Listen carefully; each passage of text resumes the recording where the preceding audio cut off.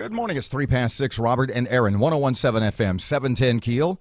And the KEEL app is a free download from Office Furniture Source. Miss Erin, local news, getting ready now. All eyes on Shreveport-Bossier tonight. Lawmakers gathering in Baton Rouge beginning tomorrow for yet another special session. And what's the future hold for Diamond Jacks? What? A special session? What an innovative, fresh, and never-heard-before idea. Good idea. When do the letters to scare people get sent out? Oh, boy. Maybe they already have. Fletcher Sports, traffic, and weather, and it's all coming up this hour, and it's here on KEEL.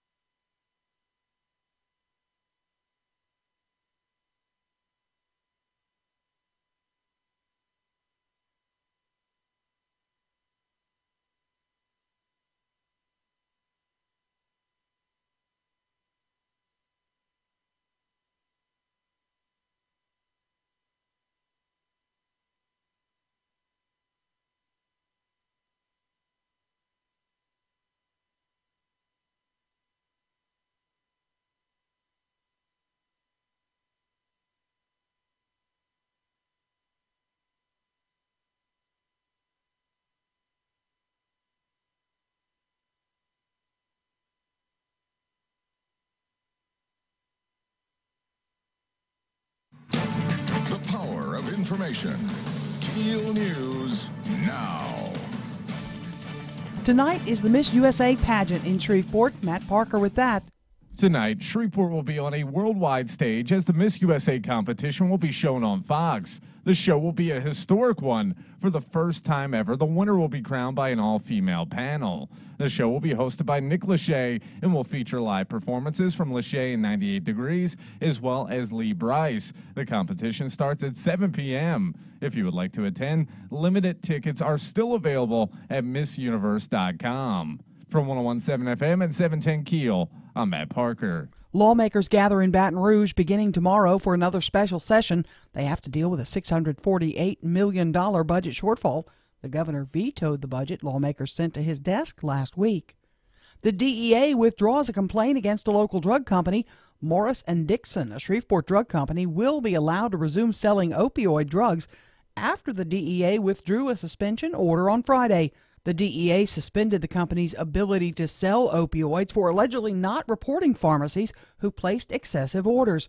Morris & Dixon is the largest private pharmaceutical distributor in the country and has operated in Shreveport for more than 170 years. Lawmakers do make some changes on the gambling front, but the proposed move of Diamond Jacks to Tangipahoa Parish does not get the okay. Right now, Diamond Jacks is licensed to operate in Bossier City, and that's where it is right now. Lawmakers did approve an expansion of gambling of sorts.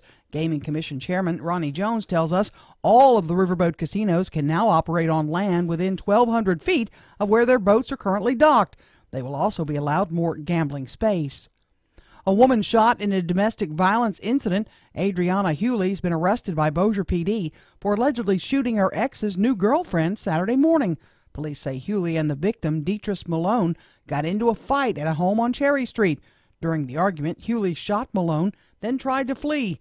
A car chase between the two caused a car accident on Airline Drive. Malone then tried to drive herself to the hospital before stopping on the Texas Street Bridge. Hewley was eventually arrested for aggravated second-degree battery. On the heels of the school shooting in Texas, more talk about gun restrictions. Several bills were introduced in Louisiana that targeted guns, but all were struck down. New Orleans Senator Troy Carter, who introduced several of the bills, says he hopes lawmakers will come around on gun control. We had opportunities this session to address some of this. Hopefully, people will start to realize that this is not anti-Second Amendment. It's about saving lives. A ban on the use of handheld mobile devices while driving has died.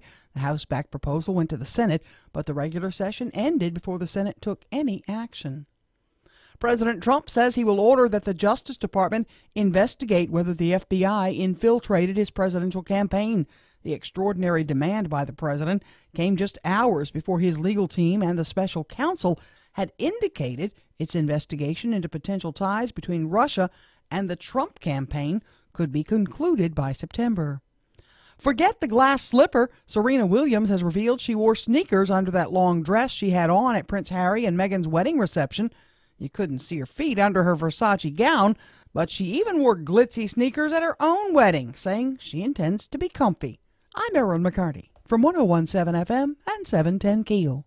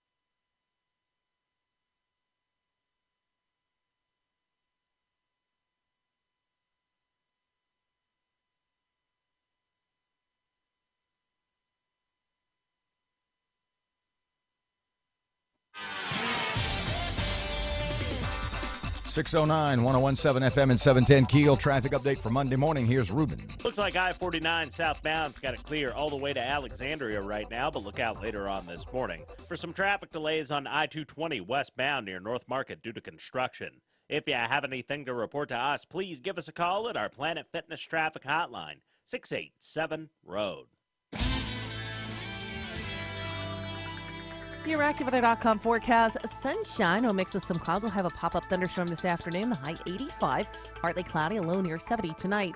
Sunny to partly cloudy, late-day thunderstorm tomorrow at a high of 88. With your AccuWeather.com forecast, I'm meteorologist Maggie Johnson.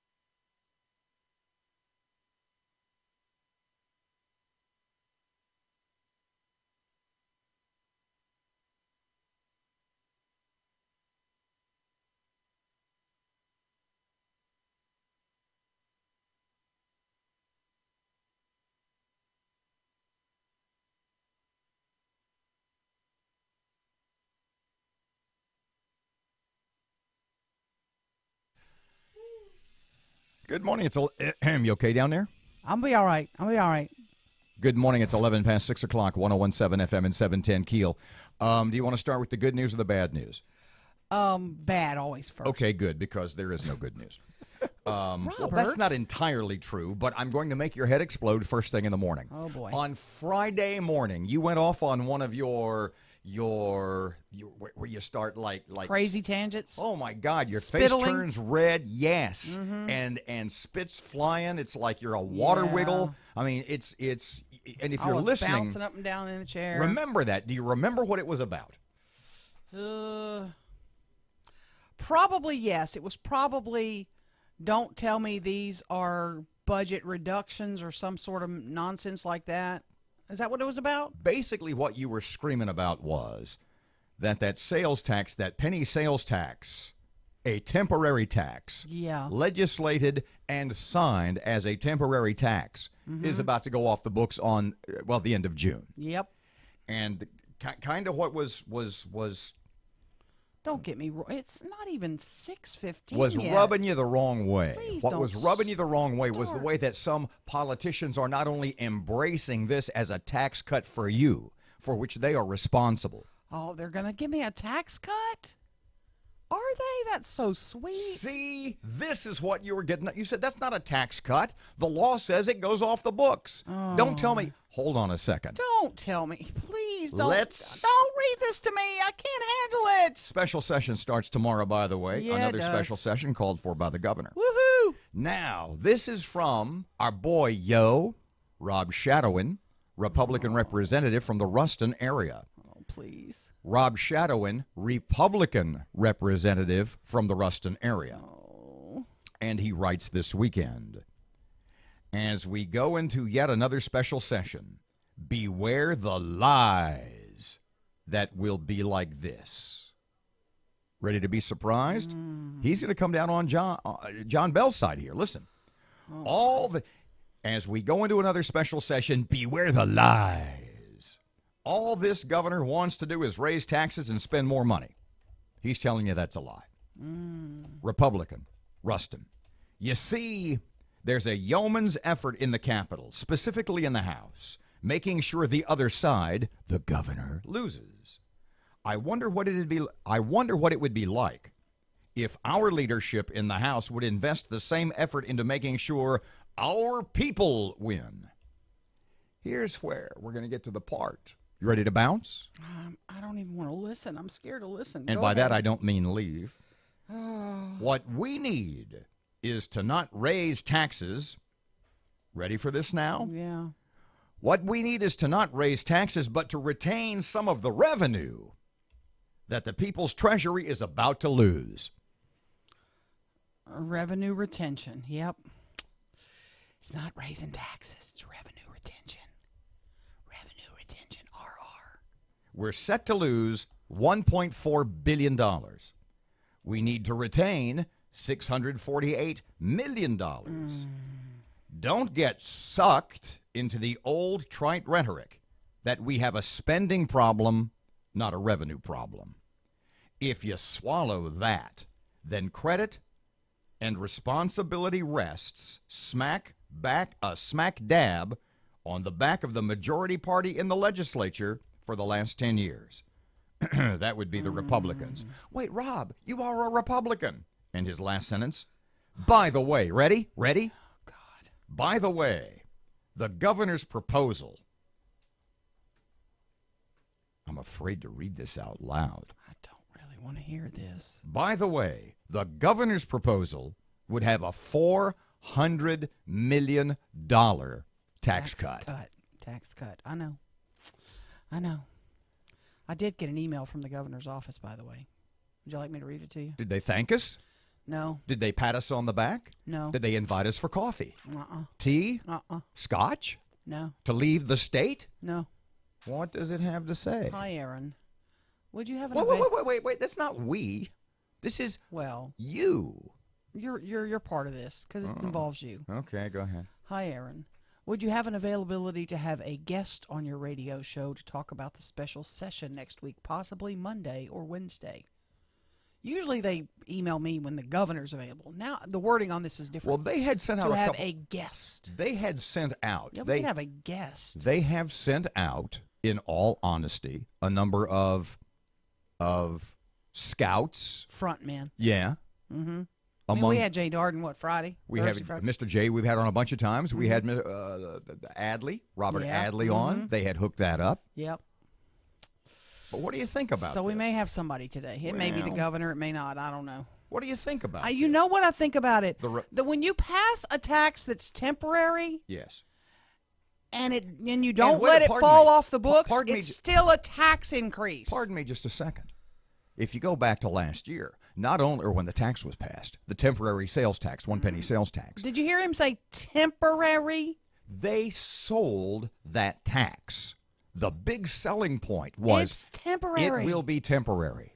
We'll fix this budget mess in the 2 years we have all this taxes on the books. We'll fix this mess. So now they're Who telling fixed it? So now they're telling you. You got me again. So now they're telling you that when that tax scheduled to go off the books on the 30th of June goes off the books, it's a tax cut. We're cutting your taxes because we're not continuing all of this $1.6 billion. And if we take half of that that's going off the books and keep it as revenue retention. Revenue retention. Then the other half that was supposed to go off the books is a tax cut. Yeah. Are you buying that? Is that what you... Come on. I don't drink that Kool-Aid even if it's got tequila in it. Wow. Come on. You are woke. I'm upset. Really? I'm upset by this. Don't start this mumbo-jumbo, word switchy Roonies, revenue retention. No, you're increasing my taxes because July 1, my budget says this tax is going away. I'm going to get to keep more of my money. Well, guess what? Not according to your revenue retention. Looks like she's ready to bring on the guest. Oh, man. Whoever that may be. God bless them. 18 past 6 o'clock, 1017 FM, 710 Keel. Nope, 19 past 6 o'clock, just changed. That means Ruben is at his chair and ready. Traffic update on Keel. Looks like I-49 southbound's got it clear all the way to Alexandria right now, but look out later on this morning for some traffic delays on I-220 westbound near North Market due to construction. If you have anything to report to us, please give us a call at our Planet Fitness traffic hotline, 687-ROAD. Your AccuWeather.com forecast. Sunshine and an afternoon thunderstorm today. High 85, partly cloudy and a low near 70 tonight. Partly sunny, another late day thunderstorm tomorrow. High 88. With your AccuWeather.com forecast, I'm Maggie Johnson.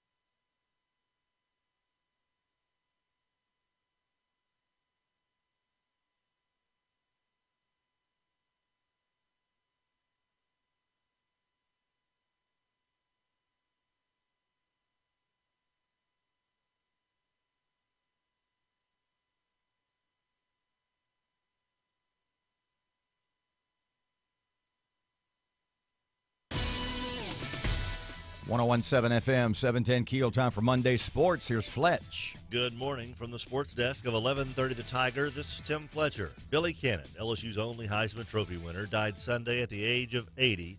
A vital member of the Tigers' 1958 national championship team, Cannon followed that up with a 1959 season that ended with college football's most coveted individual honor. Number 20's 89-yard punt return on Halloween night gave top-ranked LSU a 7-3 win over visiting third-ranked Ole Miss and became the most famous play in Tiger history. Steph Curry shook off a sluggish start and helped Kevin Durant throttle Houston 126-85 in Game 3 of the Western Conference Finals. Curry poured in 18 points in the third quarter on the way to a 35-point effort.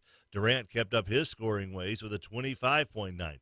The win was Golden State's 16th straight postseason win at home, breaking the Bulls' record of 15. LSU's softball team is headed to the Super Regional after a dramatic 3-1 win over UL Lafayette in the regional championship. Tied 1-1 in the bottom of the sixth, Michaela Schlottman doubled home Shamaya Sanchez. Schlottman later scored on Amber Surratt's fielder's choice. Allie Walljasper pitched a complete game to help LSU punch their ticket to next week's Super Regional in Tallahassee against Florida State. And in the big leagues, the White Sox shut out the Rangers 3-0. It's the first home series win for the White Sox all season. And Lance McCullers dealt nicely for the Astros in a 3-1 win over Cleveland. From the sports desk of 1130 The Tiger, this is Tim Fletcher.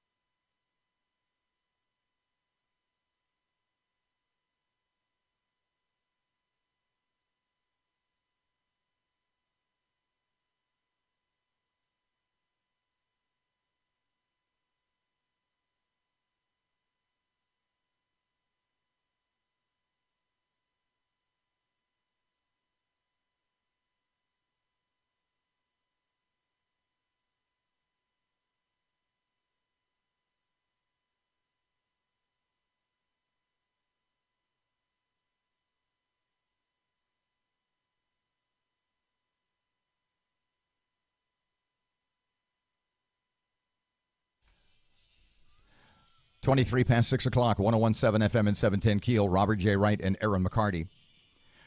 Can you imagine a scenario? And I just asked Matt this, and he said, yeah, maybe. Hypothetically. Hypothetically. Can you imagine a scenario when your sons were in high school, they could have been building pipe bombs and had pressure cookers in their room or their vehicle, and you not known about it? Ooh, Can you imagine a scenario where your kids could have been building bombs in their bedrooms and you not know? I didn't go up to their bedrooms very often. So it's conceivable. It's conceivable. I mean, if they were up there 4, 6, 8, 10 hours at a time, dang, dang, dang, dang, dang, bang, bang, bang, bang. I would know something's up. I would see them bring some stuff in the house, you would think. I mean,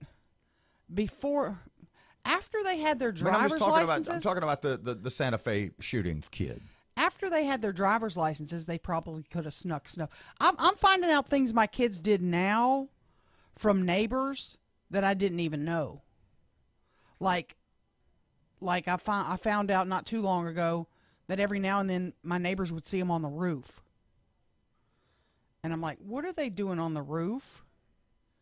And it may have been, drinking or so. I don't know. I don't know what they were doing. But they would spot them. I'm like, what motivates you to get? And one of their bedrooms went right off onto the roof. Now, sometimes they'd lock themselves out and they'd climb on the roof to get in the window or something like that. I'm seeing this story. I saw it this weekend. I think I'd know, though, Robert. And this morning, how do you say the kid's name? Ponsaguris or whatever? I forget the Texas shooter. And it said that they have discovered pipe bombs and pressure cookers. See, I think in their home, and I assume they mean his room, and his car. And I'm thinking there's literally no way when I was in high school that I could have built bombs in my bedroom and my parents not know about it. Yeah. Now, Matt said, yeah, he probably could have. I said, how? He said my room was upstairs. Nobody came upstairs. That's the same. My kids were upstairs. I didn't go up there very often. I never went in their car. You know why you don't want to go in a teenage boy's car. You know why my mother came upstairs? Because she wanted to know what the hell I was doing. I mean, there literally was a twice weekly, I'm not going to say inspection, but it's not like it wasn't their house. Mm-hmm. I'm coming upstairs. I'm going to see what's going on. I mean, whether it was the Playboy magazine hunt or the pressure cooker bomb-making supply hunt isn't really all that important. But the point being, there's literally no way. And I'm just wondering what the percentage is in it. You're telling me that in the last 10 years, your sons could have built bombs in the bedroom and you not known. Probably, and Matt's telling me 15 years ago he could have built bombs in his bedroom and his parents not known. Mm-hmm. Well, if I locked myself away in my bedroom for 10 hours a day, they might have come out to check more than they did. But I was always out of the house playing sports and doing other things. Yeah, so. if you don't come, if you're a hermit up in that room, I'm coming up. If you're locked up in there and you're not coming down to eat or to get something to drink or something, I'm coming up. Mine were in and out all the time. I don't know. I mean, I don't know what hours this kid kept. I would, and this, I'm turning this really, way darker than it is.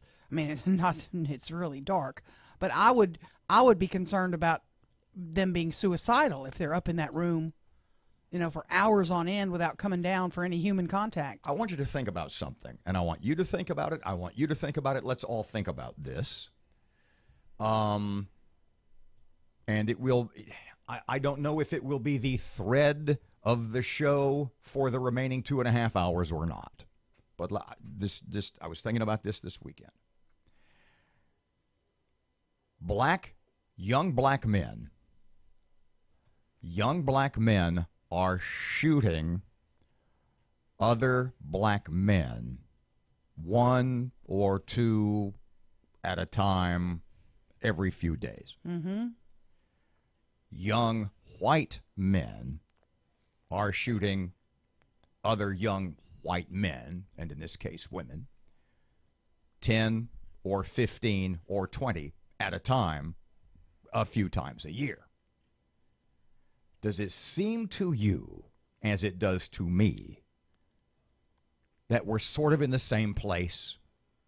That black kids are shooting each other and white kids are shooting each other, and And there may be a lot more of a common denominator here than anybody wants to talk about. No. You don't think You're so? You're way off the mark. Oh, because the black-on-black crimes are happening daily in multiple cities across the country. But last night we probably had 10 young black men killed. What you're telling me is that the reason that young black men are shooting each other and young white men are shooting other young white men, that the sociological reasons at the core of their hearts and their lives and the way they're brought up, that there are no common threads, that it's totally different and they have nothing in common. Totally different. Really? Totally different. These That it has the nothing white to do- kids shooting up schools, we're finding all of them, the vast majority of them, have mental disease. That it has They are nothing- mentally ill. You can't tell me that the young black men who grow up with no parents in a home where they're, in a neighborhood where it's drug ridden, they're not mentally ill. That's how they grew up. So you're telling me there is no common thread, no common denominator in the breakup of the nuclear family, in the breakup of church and society. A lot of these young white guys, they have mom and dad at home. I'm just asking. They have mom and dad. They had a good family. You'll hear them all say they had a good childhood. No, absolutely you don't. Think about this through the course of the morning. This will come back up. Off the mark. Shreveport Security System text line, 318-392-1884. I think I'm on to something here. Oh, no. I'm sorry, you got to keep your mic on if you're going to talk. 29 past 6 o'clock, 101.7 FMs, although mine would pick up everybody's. 29 past 6, here's Ruben. Starting things off looking nice and clear for your early morning drive to work, but look out later on this morning for some traffic delays on Uri Drive near Southfield Road. If you have any accidents, hazards, or closures to report to us, please give us a call at our Planet Fitness Traffic Hotline, 687-ROAD. Your AccuWeather.com forecast. Sunshine and an afternoon thunderstorm today. High 85, partly cloudy and a low near 70 tonight. Partly sunny, another late day thunderstorm tomorrow. High 88. With your AccuWeather.com forecast, I'm Maggie Johnson.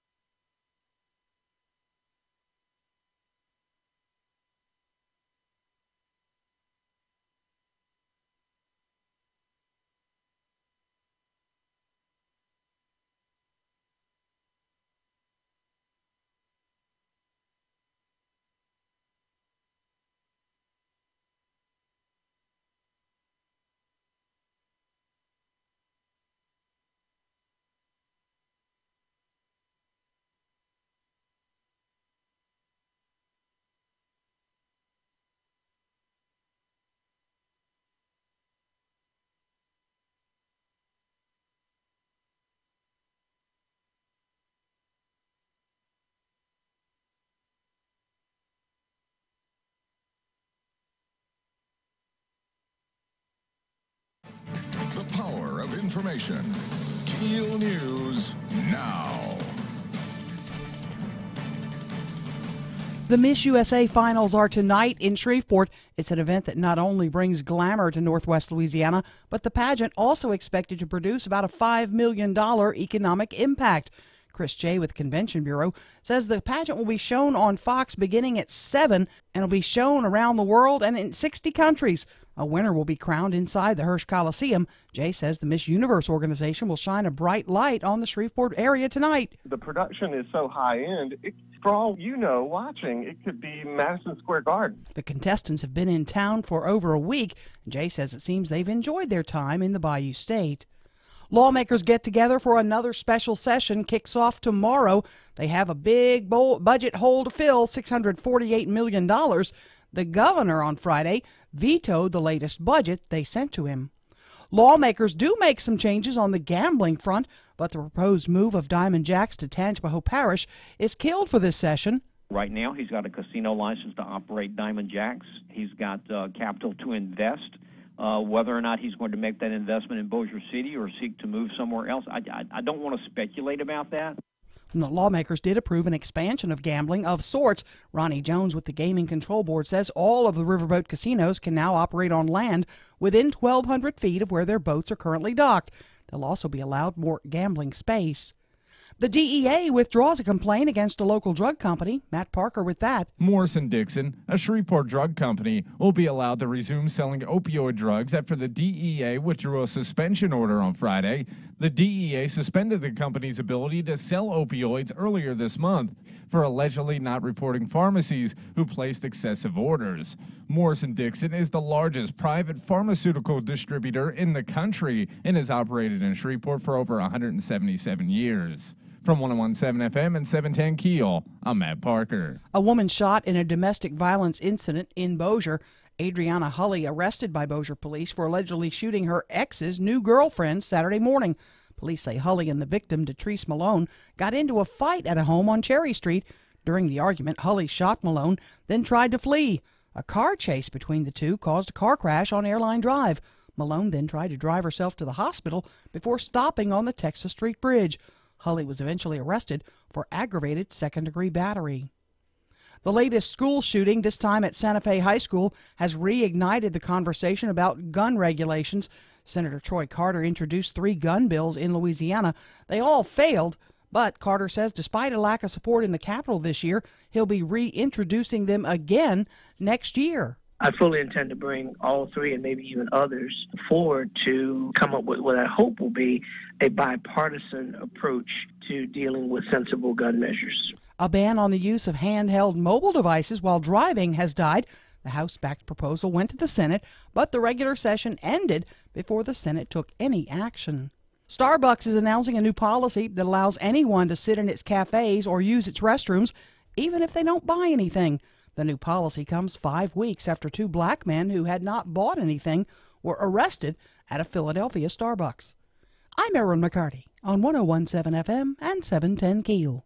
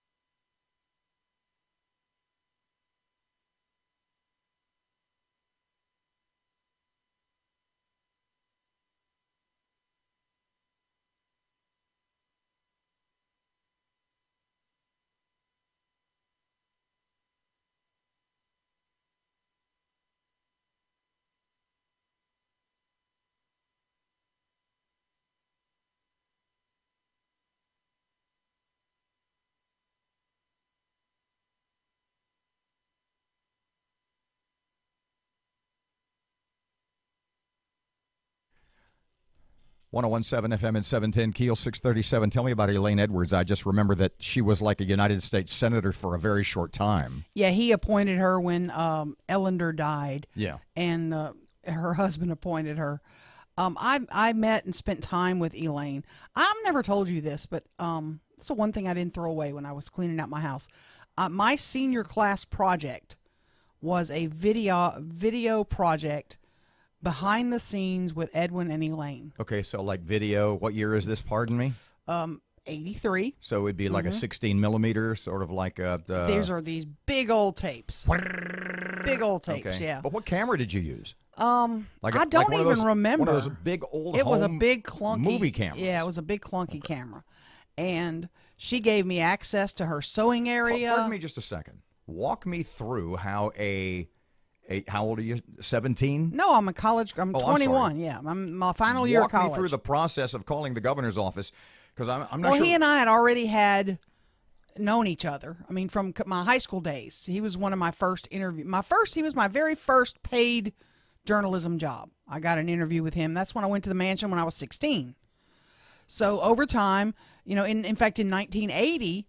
I wrote him a letter and I said I'd like to go to the Democratic National Convention, which was in New York, Madison Square Garden. Could you help me, hook me up? He sent me these VIP passes, got us into all the parties, and because my brother was living there at the time. So he had done favors for me over the years, so I wrote him a letter saying that I wanted to do this for my senior project in college, that I was graduating with a journalism degree, and I wanted to do a kind of behind the curtain look at he and his wife and family. The family, they were grown, so they weren't around much. But I did get to interview Elaine Edwards, and if I should have dug up the tapes, because I have interviews with Elaine Edwards. Audio or video? It's video. Mm-hmm. And you could, I assume it's still on the old reels? No, it's on the videotapes. Big videotapes. Like a beta? Yeah, like a beta tape. Wow. Mm-hmm. I don't know where I would get it pulled down, but when I was going through stuff to throw away, I went, this is old video of Edwin. I'm thinking Edwin at the time. I thought, this is old video of Edwin. One day, somebody may want this. But then today, I'm thinking, the Elaine Edwards stuff. She was so sweet, but you could tell they were at the final stages. I mean, she was tired of all his political shenanigans and all that, but she was very sweet to me. Shenanigans in general? Yeah. He was a shenanigan man. He really was. You could tell just by walking. Sounds like a Burt Reynolds movie. Just by him walking into a room. The movie about his life will be incredible. I mean, they will make a movie, and it will be incredible. I mean, once the full story is told. So who plays Edwin Edwards? Ooh. Ooh. You got time to think. John Slattery. I'm thinking Clooney. That ain't bad. I'm thinking Clooney might do it. 639, 101.7 FM, 710 Keel traffic time. Here's Ruben. Looks like I-49 southbound's got it clear all the way to Alexandria right now, but look out later on this morning for some traffic delays on I-220 westbound near North Market due to construction. If you have anything to report to us, please give us a call at our Planet Fitness traffic hotline, 687-ROAD. Your AccuWeather.com forecast: sunshine, a mix of some clouds. We'll have a pop-up thunderstorm this afternoon, the high 85. Partly cloudy, a low near 70 tonight. Sunny to partly cloudy, late day thunderstorm tomorrow and a high of 88. With your AccuWeather.com forecast, I'm meteorologist Maggie Johnson.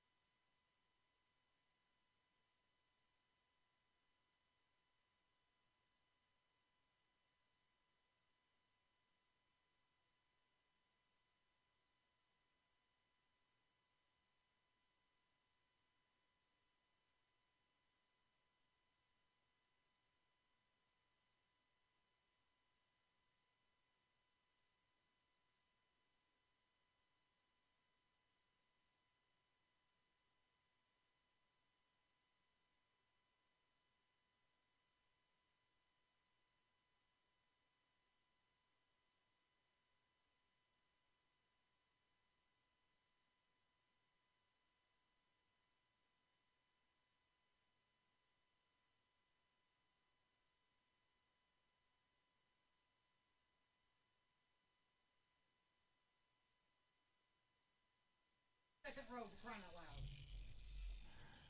642, it's 101.7 FM and 710 Keel. Robert J. Wright and Erin McCarty. Okay, I want you both to put your thinking pants on. Okay, let me change. Hang on. Matt especially, because he and I off the air have a lot of discussions about sports, specifically the sociological implications of sports and where different games and where different leagues are headed, why they're losing fans, where they're going. Are they really losing fans? Why we need a shot clock on pitchers. Are the fans just going to other sources to watch the games, etc.? So I'm reading an ESPN article on Steelers football coach Mike Tomlin, okay?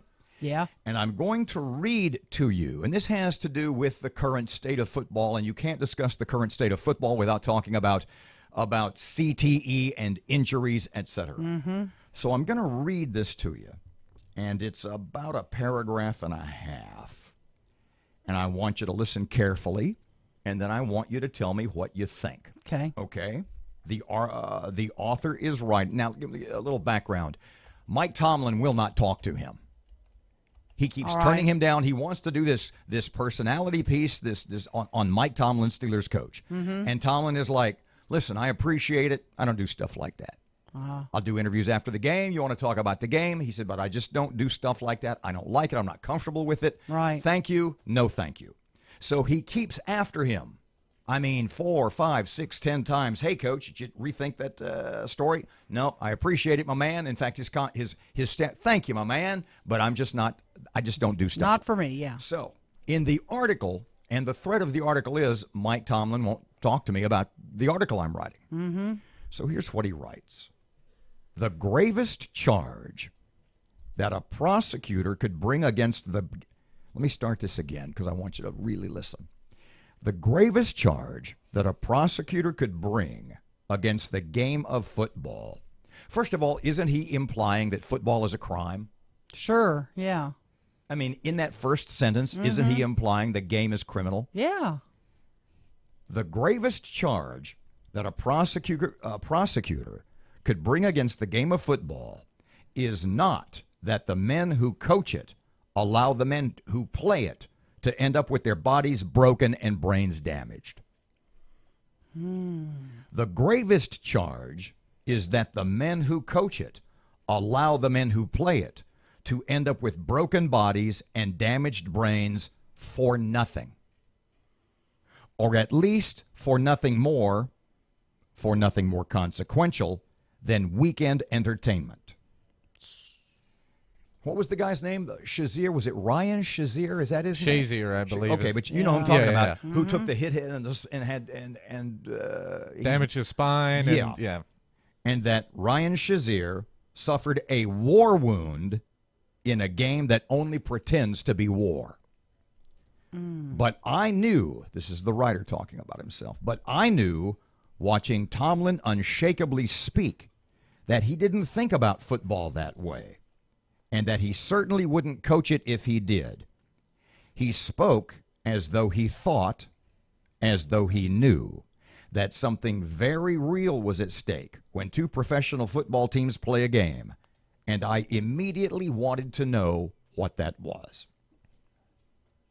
Wow. So what do you take from that? What I take from that, go ahead. Well, my immediate reaction is, well, no wonder Mike Tomlin won't talk to this duty head.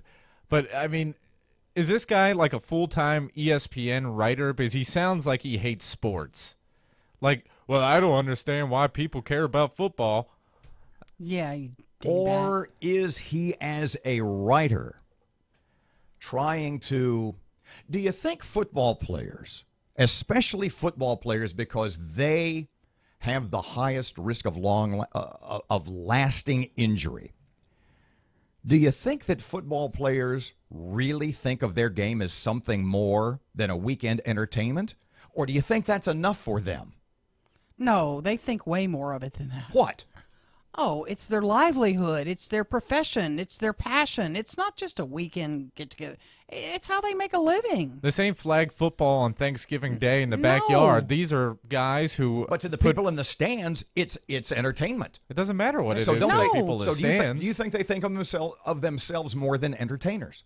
Oh, absolutely. Like what?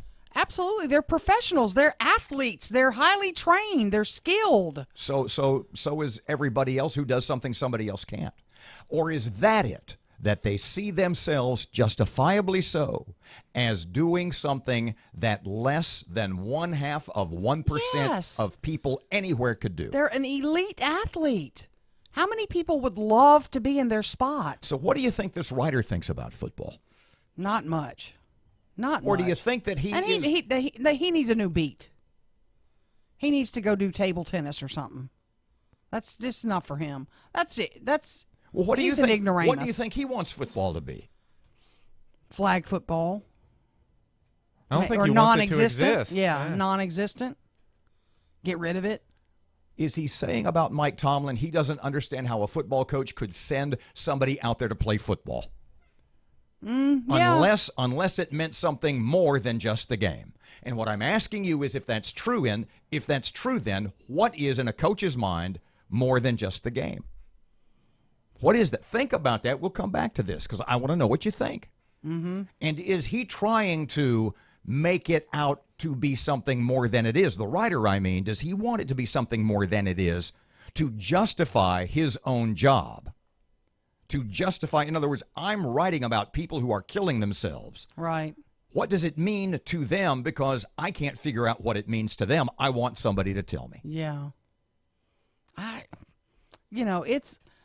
To me, it's a fun watch the game on Sunday. So it's entertainment. It's weekend entertainment. But to the guys who play it, no. Oops, 649, 1017 FM and 710 Keel. Here's your AccuWeather.com forecast. Kind of sunny again today and hot, high close to 90. Right now, 71 at Keel.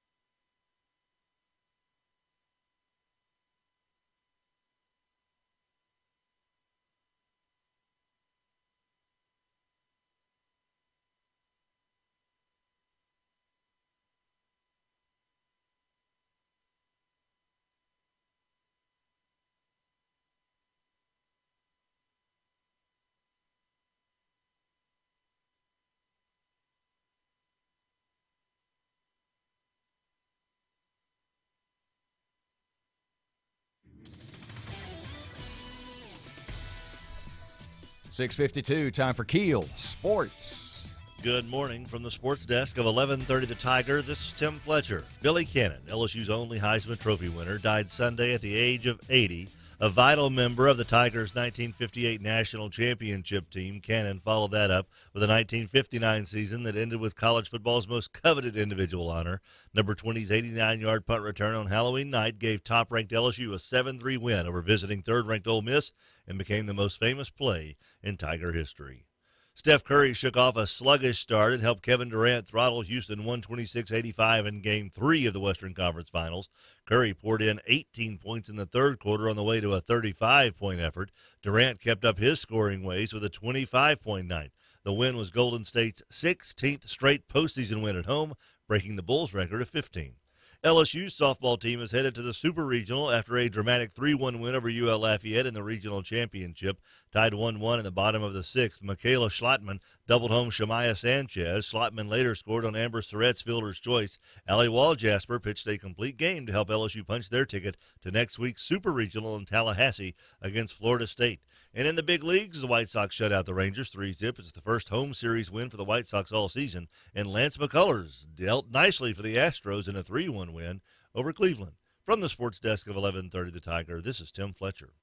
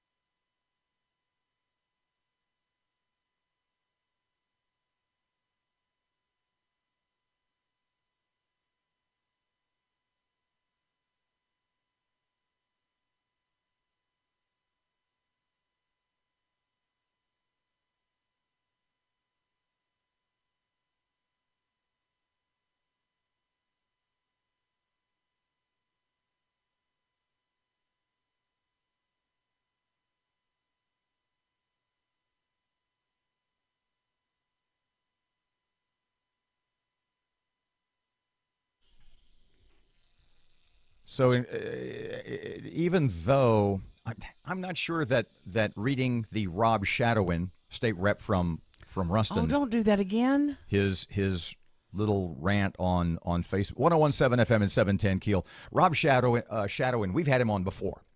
And he's a Republican representative from Ruston. And he wrote on social media on Facebook this weekend that don't believe the lies that John Bell just wants to spend and raise your taxes. Yeah. John Bell, in his mind, a Republican in the state house now. It is Shadowin's stance that John Bell is not a tax and spend liberal, and that if you don't realize that you're about to get a great big tax cut, thanks in great part, it would seem, to John Bell, at least in his opinion, then you just don't understand. And that's making you crazy. Oh, you're driving me nuts. Speaking of nuts, the A&E Committee, Erin's Architectural and Engineering Committee, had its first meeting, at least with you as a member, on Thursday or Friday. Friday. Need to hear about that, too. Right now, 6:56, here's Rush on Keel. New York City. In February, 3 members of the notorious street gang MS-13 were given lengthy sentences for their role in the murder of a guy in Queens. Now, if and when they get out of prison, they're going to be deported. Alexandria, Virginia. In March, several members of MS-13 were convicted of kidnapping, extortion, and murder. The victim was 18. The gang members will serve mandatory life sentences. Los Angeles, also in March.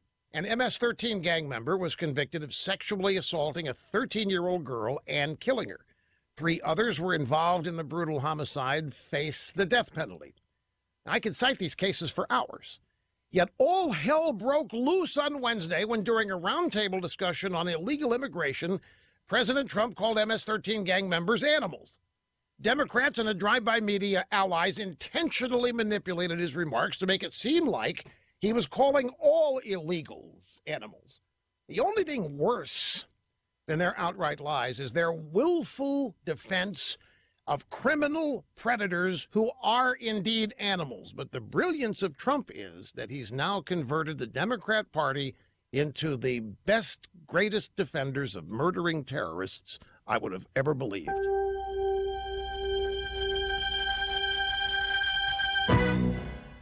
If you were fumbling around in the dark and somebody handed you a flashlight, you take it, right? Shouldn't it be the same when it comes to spotting threats to your identity and the data on your devices? The digital world is so full of connections, it may only take one weak link for criminals to get in. Now, fortunately, new LifeLock identity theft protection now adds the power of Norton Security to shine light on the threats to your data today. Threats to your identity and threats to your computer or tablet like ransomware. No one can prevent all identity theft or cybercrime, but new LifeLock with Norton detects a wide range of threats that you may not see on your own. Join now, and for the first year, get an additional 10% off the low starting price of $7.99 a month plus applicable taxes.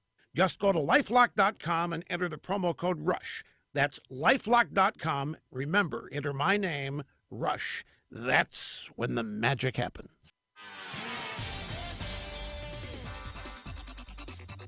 Keeping an eye right now on some slow-moving traffic on Hearn Avenue near Ford Street. And we have some traffic delays on Airline Drive just north of Shed Road in Bossier City. If you have anything to report to us, please give us a call at our Planet Fitness Traffic Hotline. That's 687-ROAD.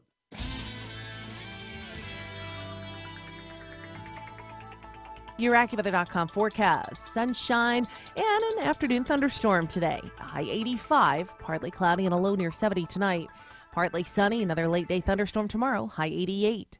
With your AccuWeather.com forecast, I'm Maggie Johnson. Breaking news and trending talk. This is 101.7 FM and 710 KEEL. KEEL, Shreveport.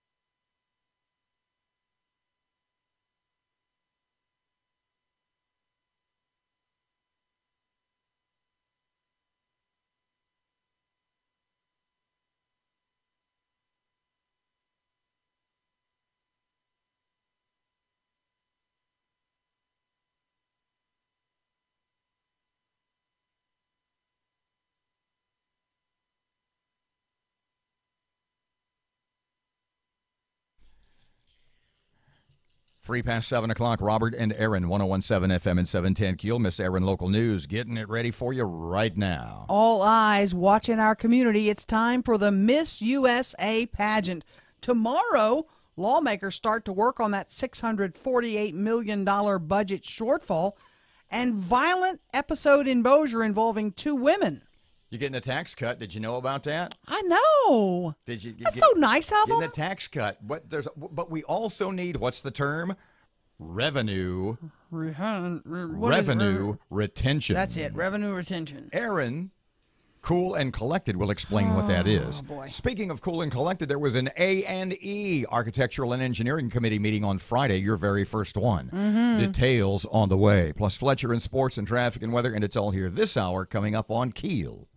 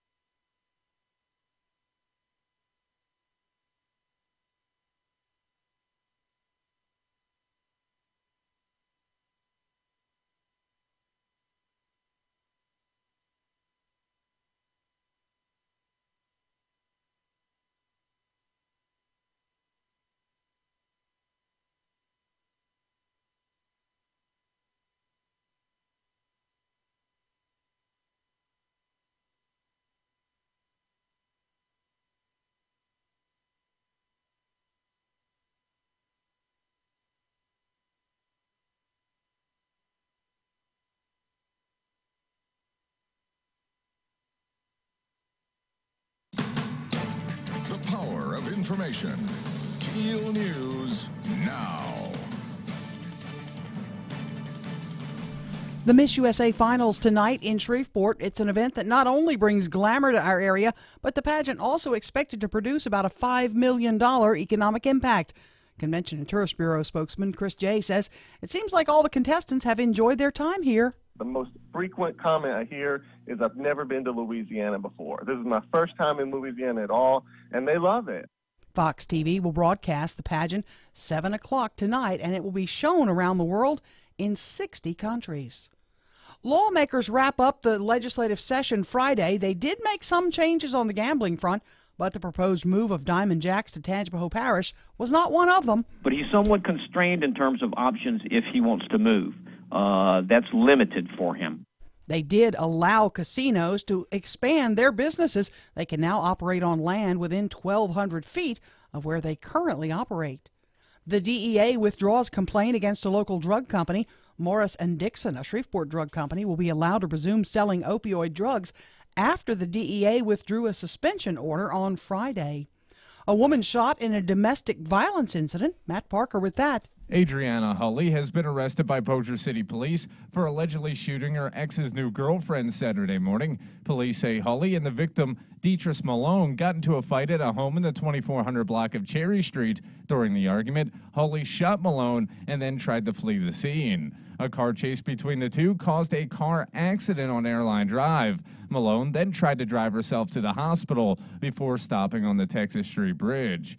Hulley was eventually arrested and charged with aggravated second-degree battery. From 101.7 FM and 710 KEEL, I'm Matt Parker. A ban on the use of handheld mobile devices while driving has died in the legislature.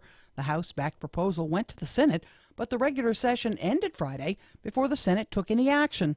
The bill is expected to be reintroduced next year.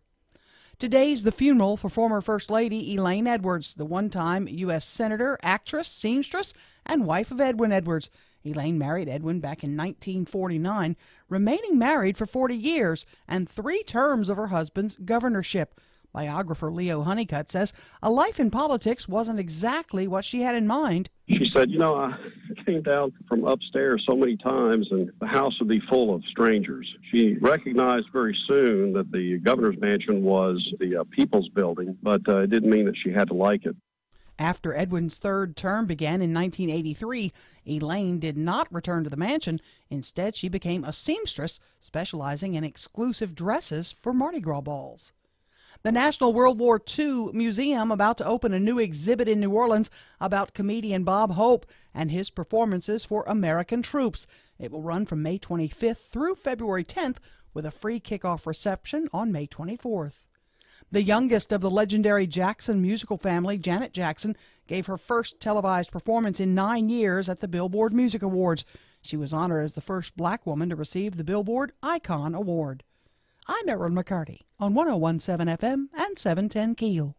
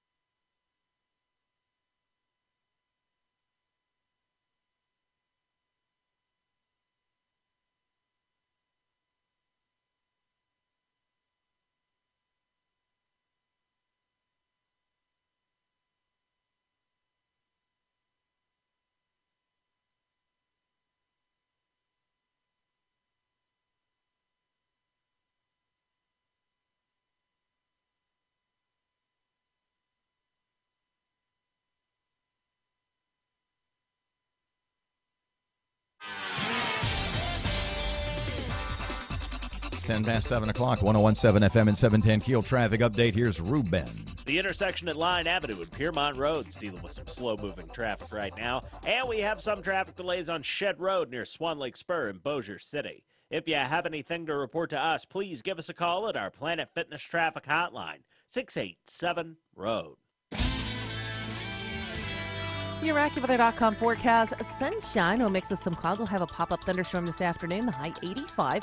Partly cloudy, a low near 70 tonight. Sunny to partly cloudy, late day thunderstorm tomorrow at a high of 88. With your AccuWeather.com forecast, I'm meteorologist Maggie Johnson.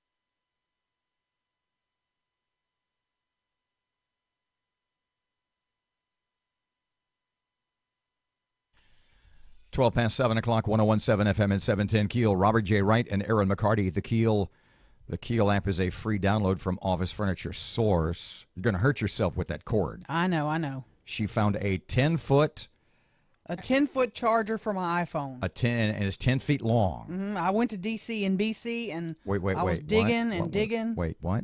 I went to D.C. and BC. I don't know what that is. Oh, my bad. Dirt cheap in Bossier City. Okay. It's this new in the old Kmart. Yeah. And I mean, in terms of neatness and organization, that ain't your place. But if you want to go dig for stuff and find, oh my gosh, some gems. A 10-foot. Look at this. It's 10 foot. I'll be able to lay in my bed. This thing will stretch all the way across my bed. Which brings us to the next point. I asked you. You know what's next, don't you? I asked you in the 6 o'clock hour, and off the air, and I don't know what the motivation was. I said, when's the last time you ran as fast as you could? Oh, 20 years? I don't know. So you have not run in this century. I've done a treadmill, but No, I don't run on a treadmill. You haven't run. You've walked. What's 3.5 miles an hour? That's the fastest I've gone. That's turtle stuff. Yeah, that's the fastest Well, I've gone. I was just wondering. So you haven't run? No, there's no need for me to run. In more than in almost Why? 20. Why run? I was just asking, not making a judgment. In terms of, and I don't mean to offend runners, please. No. Damn those healthy people. But Please in terms of exercise, things to do to exercise, yes, that seems like the stupidest thing on earth. No, charging your phone is your exercise. You know what? But now you've got a 10-foot cord. You're just going to run from point A to point B and back and back. Look, go play tennis, go play football, go do, I don't know. It seems boring to me. You're lashing out simply because I asked when the last time you ran was. I'm not a runner. I'm not interested in running. Okay. I have no interest. I have walked. I mean, I walk on the riverfront. I think that's pleasant. But if something was chasing you, running to you would seem very. Oh, stressful, strenuous. I was thinking strange. Oh, very strange too. Okay. Yeah, very strange. So tell me about the A&E committee meeting on Friday. Okay, get there. It was about 2 months, maybe 3 months ago that you were first nominated for the city's Architectural and Engineering Committee by Mayor Ollie Tyler. Yes. That nomination was met with a great deal of criticism. Sure. Some controversy. What does she know about architecture or engineering? Yeah. Well, she can plug a phone in.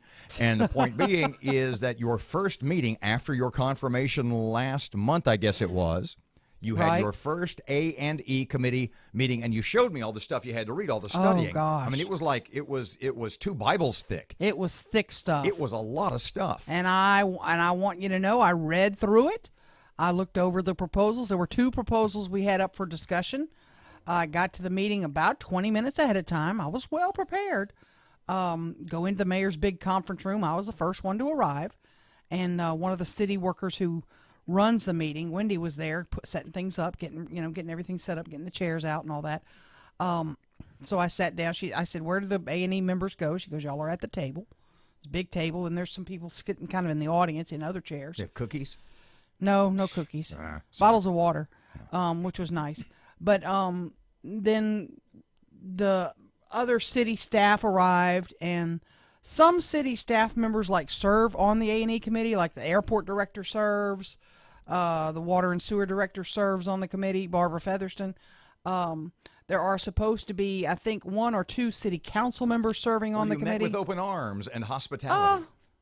Yeah, absolutely. Hey, Erin, good to see you. We're glad you're part of this. Yeah, anything you need. But a couple of the city council members were a smidge late getting there, so we had to hold up because we didn't have a quorum, because you have to have one of them there present before you can get cranking. So when they arrived, Oliver Jenkins and Jerry Bowman arrived, then there was a lot of discussion about who was going to be the chairman, because last time the chairman was one of the civilian persons, and there were only 2 civilians on the committee. And so they were looking at me. The other civilian, ironically, was absent for Friday's meeting. He had some business to attend to.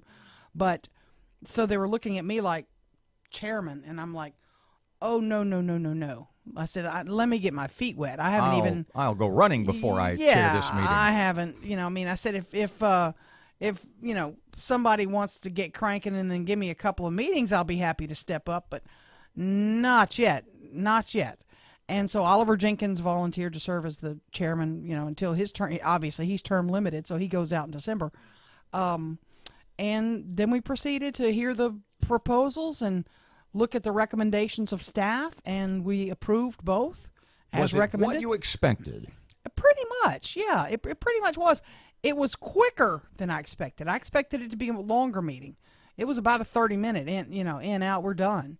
It was really quick, which is nice to know. Did it behoove you to have spent the 4 hours studying all of this stuff? It did. It did help. And when I did leave, now mind you, I did go over, which companies have gotten how much money from the city, over time, and are some of these getting more than their fair share. And I did ask questions about that. I did raise questions. I said, look, this company's gotten $375,000 over the past 4 years or whatever, and this company has not. Yet you're recommending the company that has gotten a large amount of work. What can you describe the differences between those two? Why isn't company B getting this work? Because they haven't had any work in a while. And they answered that to my satisfaction. So, but I'm going to be watching out for that. I want to make sure that it's fair. That, if company B can do just as good a job and they haven't had a contract in a while, let's spread the wealth. And that's my goal. It was pretty painless. I'm sure there will be, and nobody from the crowd really, spoke at all. I mean, you could tell there was representatives from all the companies involved. And on one of them we had 5 proposals, and the other we had 2. So there was a lot of company representation there, watching to see what we did. But no open graft, no corruption, nothing untoward. I was very surprised that none came over and said hi, introduced themselves. But I think they kind of know, because I said, I want to know if I have questions about these, who's my go-to? Who do I? And they said whatever the department headed. Like if it's an airport project, talk to the airport guy. And I said, because I'm not interested in talking to the companies. I don't want them calling me and saying, pitching why they should be picked and all that. And they said, they really won't do that. You shouldn't be hearing from them, which is a good thing. Glad you did it so far. Yeah, so far I'm willing to help. If somebody can do a better job than me, knock yourself out. I'm willing to help. I love this community. Like I said, it's my mayoral vote in the upcoming election will be on who promises changes on the A&E committee. So it'll be. Well, they did adopt an ordinance recently that says you serve only a 1-year term. So we shall see if they hold to that, because that means I'll be done. Cutting into your drinking time. Yeah. 19 past 7 o'clock, 101.7 FM, 710 Keel traffic update. Here's Ruben. Keeping an eye right now on some slow-moving traffic on Hearn Avenue near Ford Street. And we have some traffic delays on Airline Drive just north of Shed Road in Bossier City. If you have anything to report to us, please give us a call at our Planet Fitness traffic hotline. That's 687-ROAD. Your AccuWeather.com forecast: sunshine. A mix of some clouds. We'll have a pop-up thunderstorm this afternoon. The high 85. Partly cloudy, a low near 70 tonight. Sunny to partly cloudy, late day thunderstorm tomorrow and a high of 88. With your AccuWeather.com forecast, I'm meteorologist Maggie Johnson.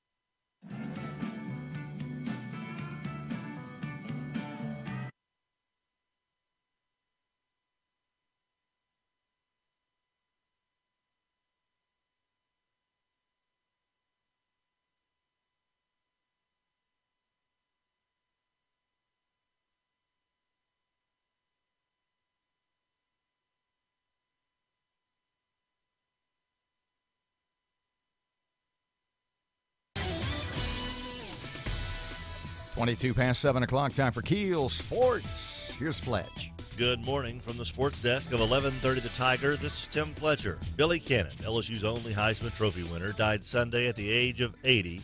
A vital member of the Tigers' 1958 national championship team, Cannon followed that up with a 1959 season that ended with college football's most coveted individual honor. Number 20's 89-yard punt return on Halloween night gave top-ranked LSU a 7-3 win over visiting third-ranked Ole Miss and became the most famous play in Tiger history. Steph Curry shook off a sluggish start and helped Kevin Durant throttle Houston 126-85 in Game 3 of the Western Conference Finals. Curry poured in 18 points in the third quarter on the way to a 35-point effort. Durant kept up his scoring ways with a 25-point night. The win was Golden State's 16th straight postseason win at home, breaking the Bulls' record of 15. LSU's softball team is headed to the Super Regional after a dramatic 3-1 win over UL Lafayette in the regional championship. Tied 1-1 in the bottom of the sixth, Michaela Schlottman doubled home Shamaya Sanchez. Schlottman later scored on Amber Surratt's fielder's choice. Allie Walljasper pitched a complete game to help LSU punch their ticket to next week's Super Regional in Tallahassee against Florida State. And in the big leagues, the White Sox shut out the Rangers 3-0. It's the first home series win for the White Sox all season. And Lance McCullers dealt nicely for the Astros in a 3-1 win over Cleveland. From the sports desk of 1130 The Tiger, this is Tim Fletcher.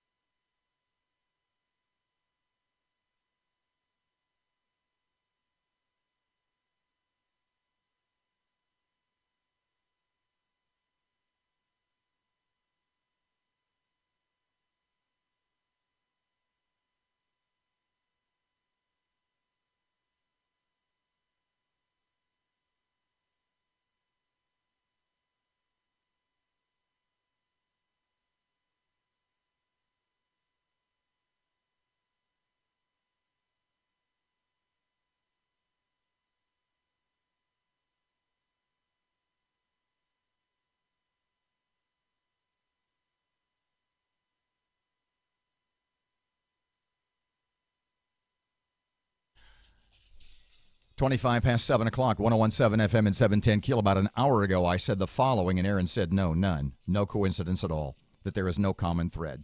And what I said was, and I want you guys to think about it, and I want you to respond to, although I sense you'll respond the same way. I said, young black men every week shoot other black men 1, 2, 3 at a time all over the country.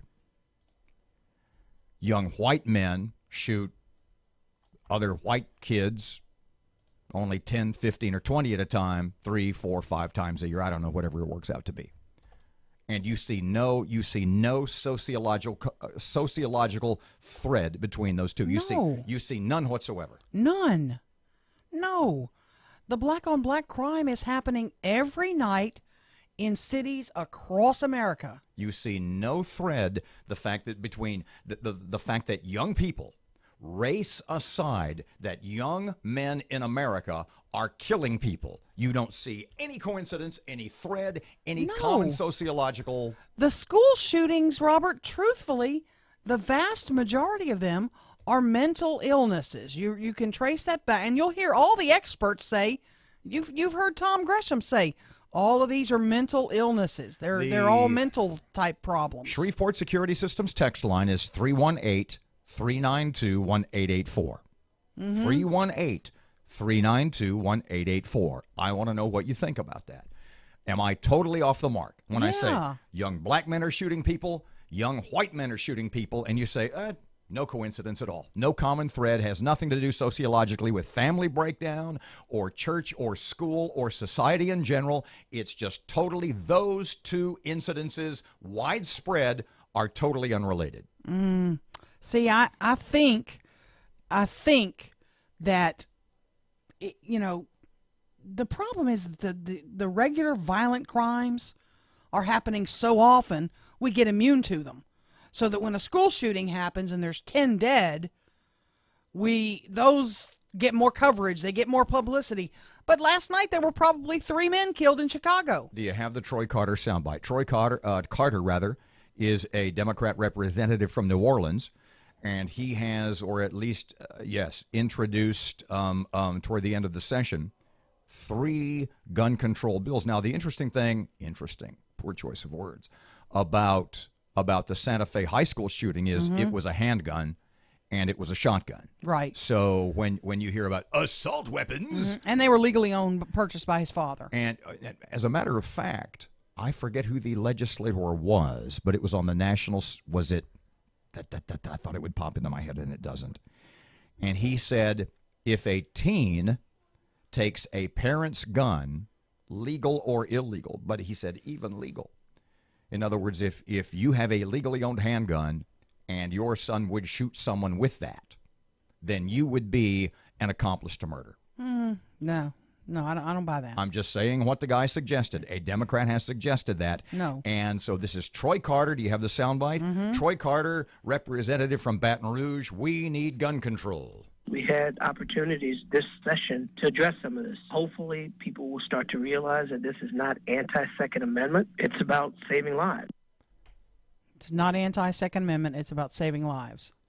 Isn't it interesting that, and I've made this point before, that all the gun control people, even African-American people on the Democrat side who are pro-gun control, when young black men shoot each other every weekend, they don't say a word about gun control. It's only when white kids shoot each other that they scream for gun control. And I've asked before, does that make gun control people racist? No. Young black men shoot each other every weekend. Does Yep. Does Chuck Schumer or Nancy Pelosi or Hillary Clinton or Barack Obama, do they stand, or Troy Carter, do they stand up and say, we need to get the guns? No, they don't. It's only It's like I mentioned at the beginning, because it happens so often that we're immune to it. We're immune, which is sad. Troy Carter, African-American, immune to the killing in his own community. That's the sad Barack state Obama, of affairs. citizen of Chicago, African-American, immune to the killings in his own community. That's the sad state we're in. And yet, back to my original phrase, because it's 318-392-1884. I want to know what you guys think about this. You see no common moral thread between killings in the black community by young black men and killings in the white world by young white men. You don't see any common thread between them. The shooting motivations are completely different. 29 past 7 o'clock, 101.7 FM and 710 KEEL. Yes, what? Jay Darden's agreed to join us this morning at 8:10. Jay Darden. Yep. Moving on up. Traffic update. Here's Ruben. Still keeping an eye on some backed up traffic on I-220 eastbound on the Cross Lake Bridge. And we have some traffic delays on Benton Road near Green Acres Boulevard in Bossier City. If you have anything to report to us, please give us a call at our Planet Fitness traffic hotline. That's 687-ROAD. Your AccuWeather.com forecast. Sunshine will mix with some clouds. We'll have a pop-up thunderstorm this afternoon. The high 85. Partly cloudy, a low near 70 tonight. Sunny to partly cloudy, late-day thunderstorm tomorrow at a high of 88. With your AccuWeather.com forecast, I'm meteorologist Maggie Johnson.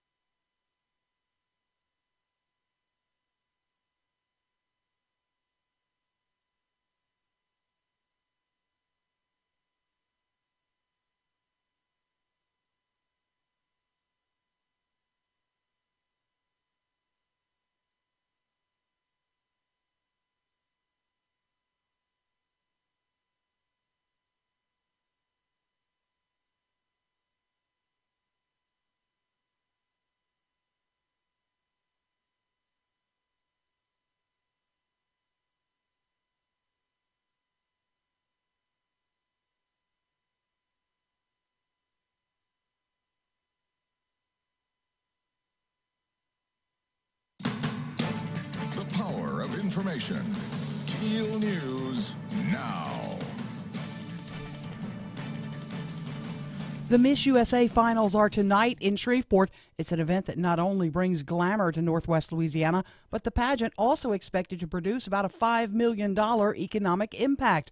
Chris J. with Convention Bureau, says the pageant will be shown on Fox beginning at 7 and will be shown around the world and in 60 countries. A winner will be crowned inside the Hirsch Coliseum. Jay says the Miss Universe organization will shine a bright light on the Shreveport area tonight. The production is so high-end, for all you know, watching, it could be Madison Square Garden. The contestants have been in town for over a week. Jay says it seems they've enjoyed their time in the Bayou State. Lawmakers get together for another special session. Kicks off tomorrow. They have a big budget hole to fill, $648 million. The governor on Friday vetoed the latest budget they sent to him. Lawmakers do make some changes on the gambling front, but the proposed move of Diamond Jacks to Tangipahoa Parish is killed for this session. Right now, he's got a casino license to operate Diamond Jacks. He's got capital to invest. Whether or not he's going to make that investment in Bossier City or seek to move somewhere else, I don't want to speculate about that. And the lawmakers did approve an expansion of gambling of sorts. Ronnie Jones with the Gaming Control Board says all of the riverboat casinos can now operate on land within 1,200 feet of where their boats are currently docked. They'll also be allowed more gambling space. The DEA withdraws a complaint against a local drug company. Matt Parker with that. Morrison-Dixon, a Shreveport drug company, will be allowed to resume selling opioid drugs after the DEA withdrew a suspension order on Friday. The DEA suspended the company's ability to sell opioids earlier this month for allegedly not reporting pharmacies who placed excessive orders. Morrison-Dixon is the largest private pharmaceutical distributor in the country and has operated in Shreveport for over 177 years. From 101.7 FM and 710 KEEL, I'm Matt Parker. A woman shot in a domestic violence incident in Bossier. Adriana Hulley arrested by Bossier police for allegedly shooting her ex's new girlfriend Saturday morning. Police say Hulley and the victim, Detrice Malone, got into a fight at a home on Cherry Street. During the argument, Hulley shot Malone, then tried to flee.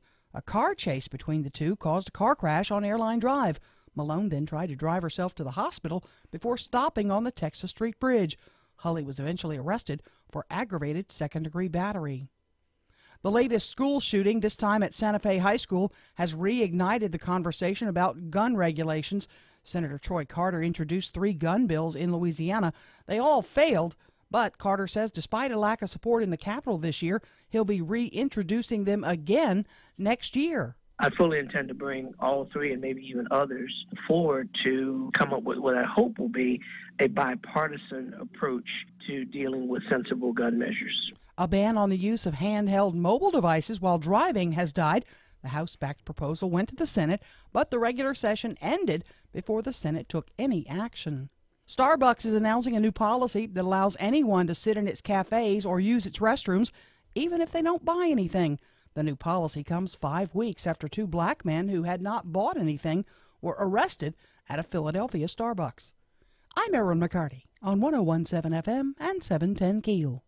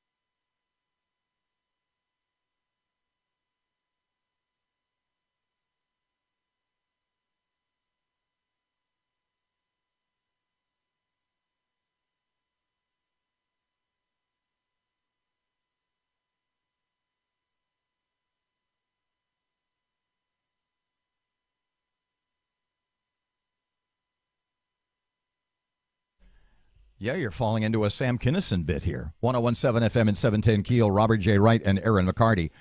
And we're watching this video of the Hawaii volcano. And it's like, oh, my God. And I said, but it's on a volcano. I mean, you built a society. You built around a volcano. A vacation paradise at the foot of a volcano. Mm-hmm. Why are you stunned when the volcano goes off and Matt launches into New Orleans?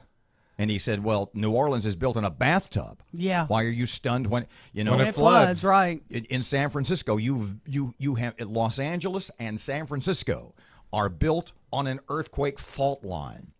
The clock is ticking. Malibu, you build your houses on cliffs. Right. They're going to slide in every now and then. That was when he launched into the old Sam Kinison bit. Instead of, sending food and help to all these, he was talking about kids in Africa, but instead of sending food and help to all these kids in Africa, how about we take that money and move them out of the desert? Yeah. You live in the desert. Yeah. That's why food can't grow. It's going to be hot. People are going to die. Yeah. Coming up just past 8 o'clock. Originally, we had Robert Shadowin. He's tomorrow. Oh, so we have Representative Shadowin, who is on the governor's side, tomorrow at 8:10. This morning at 8:10, we have Jay Darden, who's on the governor's side. Yeah. And this has to do with not only the starting the special session, which begins tomorrow. Special sessions exist basically for one reason. Raise taxes. No, revenue. What's it called? Revenue retention. I'm sorry. It's not taxes. Is that the new term? It's revenue retention. I tell you what, we'll go to break now. When we come back, I will read for you. Please, Jay, don't say revenue retention. Republican Representative Shadowin. Republican Representative Shadowin's explanation of how, thanks to Governor John Bel Edwards, very soon we'll all be getting a tax cut. Oh, boy. 739, 1017 FM, 710 Keel. Here's Ruben. Still keeping an eye on some backed-up traffic on I-220 eastbound on the Cross Lake Bridge. And we have some traffic delays on Benton Road near Green Acres Boulevard in Bossier City. If you have anything to report to us, please give us a call at our Planet Fitness Traffic Hotline. That's 687-ROAD. Your AccuWeather.com forecast: sunshine, a mix of some clouds. We'll have a pop-up thunderstorm this afternoon, the high 85. Partly cloudy, a low near 70 tonight. Sunny to partly cloudy, late day thunderstorm tomorrow and a high of 88. With your AccuWeather.com forecast, I'm meteorologist Maggie Johnson.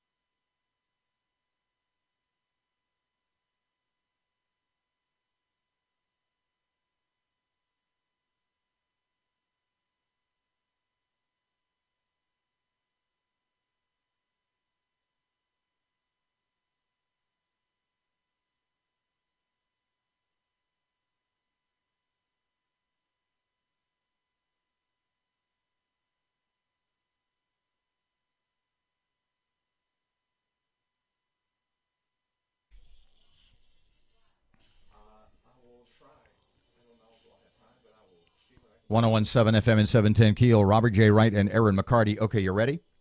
Let's see. Special session starts tomorrow, right? Yep. Is that phone call anything that mattered? Was it just kind of okay? Special session to raise revenue, taxes, begins tomorrow. This is another one called by Governor John Bel Edwards. When we were talking to Commissioner of Administration Jay Darden on Friday, was it? Thursday or Friday, yeah. Are you getting kind of Jay fatigue? I mean, is it just, look, it's newsworthy, and like he's the second most powerful man in the state. I kind of get that. Sure. And when he was here Friday. No, I could talk to Jay, I will always like to talk to Jay. I like to hear, what's going on. I know he's going to spin it, and I get that. When we spoke with Commissioner Darden on Friday, and you pointed out, you asked the question, what's the current budget? You saw it. He said, when he was at University at LSU Med Center, their big town hall the other day, he said the general fund budget, $9.6 billion. And that piqued your interest. Because that's the largest ever. And you asked him about. That surpasses the 08 budget that they always refer back to No, we've had bigger budgets. So back in '08, we were at 9 point blah, blah, billion. Well, that was because we had an infusion of Katrina money.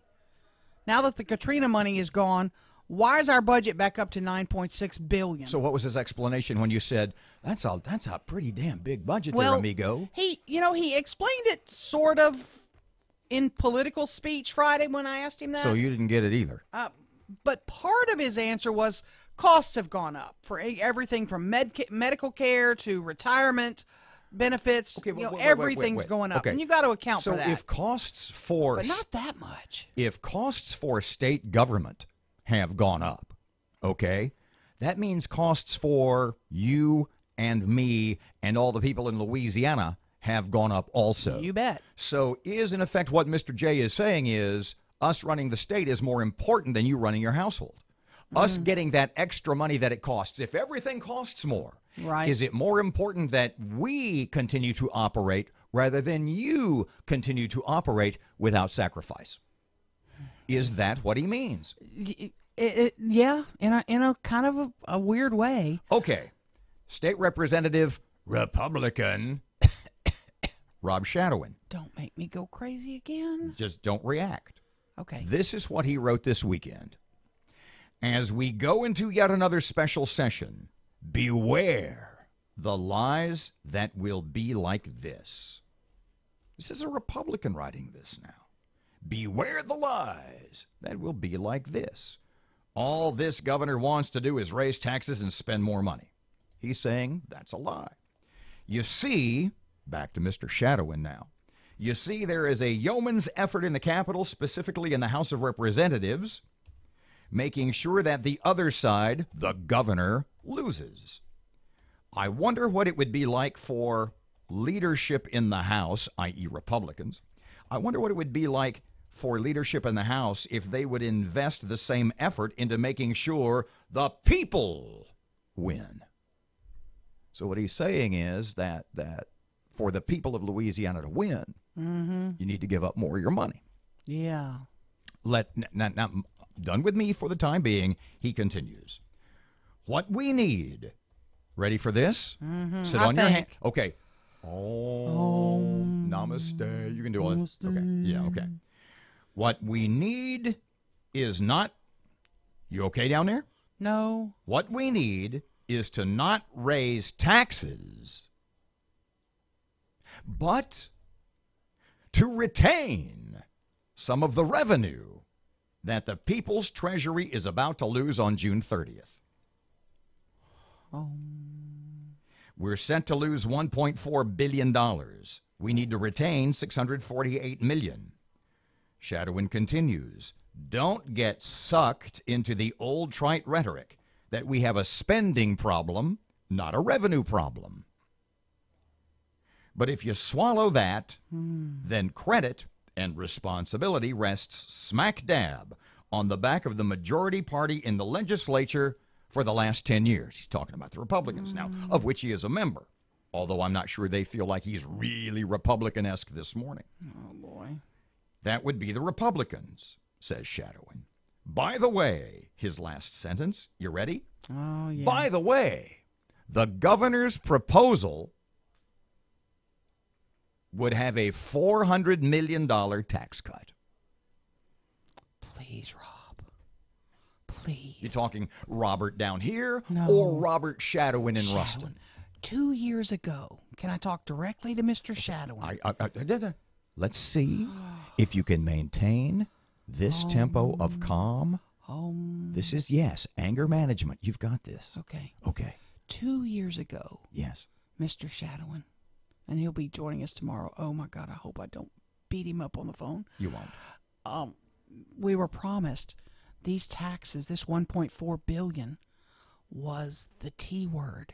Temporary. Would I be correct in pointing out that one of the major reasons, if not the major reason, that this passed was because it was billed as temporary? Yeah, these Republicans came back, and Democrats alike, and said, this is what we're going to have to do.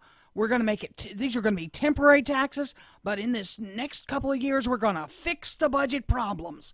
and then these taxes will go off the books July 1, 2018. Well, obviously, the way to fix the budget problems is that you're not giving Louisiana enough of your money. Please, I'm so tired of them lying to me. Sorry. It's okay. I'm tired of them lying to me. I'm really, that's the worst for me. 2 years ago, just tell me, we're going to put it on the books. We don't know if we're going to be able to get rid of it. We might not be able to get rid of it. We hope we can. We might not be able to. Don't come sell me spaghetti with some fake ragu on top. Would it ever have passed if it had been an ad infinitum tax? No, of course not. No, absolutely not. Would you speculate that 2 years ago when this temporary tax passed, those in power, whoever they may be, sort of knew that in a couple of years, probably what we're going to have to do is, this is temporary to them. We'll use the word temporary to sell it. Yeah. But do you think they really meant temporary when they said temporary? I hope they did. And the big part is now, don't come putting this ketchup on my noodles today telling me that this is revenue retention. This is increased. These taxes were supposed.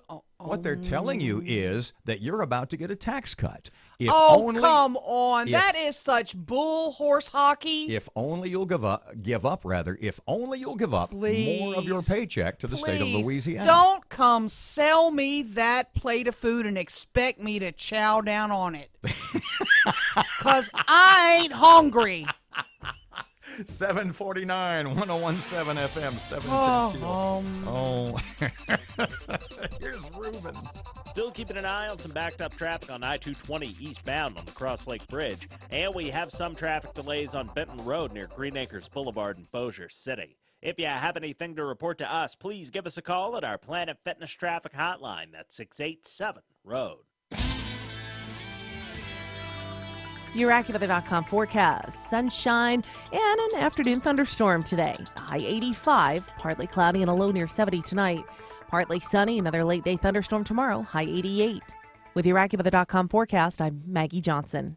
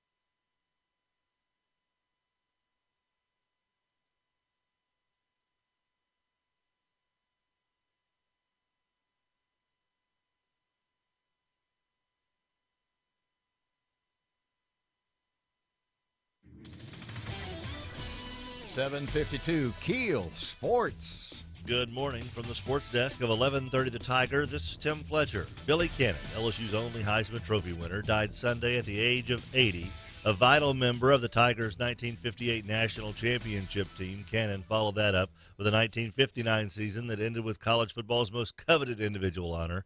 Number 20's 89-yard punt return on Halloween night gave top-ranked LSU a 7-3 win over visiting third-ranked Ole Miss and became the most famous play in Tiger history. Steph Curry shook off a sluggish start and helped Kevin Durant throttle Houston 126-85 in Game 3 of the Western Conference Finals. Curry poured in 18 points in the third quarter on the way to a 35-point effort. Durant kept up his scoring ways with a 25-point night. The win was Golden State's 16th straight postseason win at home, breaking the Bulls' record of 15. LSU's softball team is headed to the Super Regional after a dramatic 3-1 win over UL Lafayette in the regional championship. Tied 1-1 in the bottom of the sixth, Michaela Schlottman doubled home Shemaya Sanchez. Schlottman later scored on Amber Surratt's fielder's choice. Allie Walljasper pitched a complete game to help LSU punch their ticket to next week's Super Regional in Tallahassee against Florida State. And in the big leagues, the White Sox shut out the Rangers 3-0. It's the first home series win for the White Sox all season. And Lance McCullers dealt nicely for the Astros in a 3-1 win over Cleveland. From the sports desk of 1130 The Tiger, this is Tim Fletcher.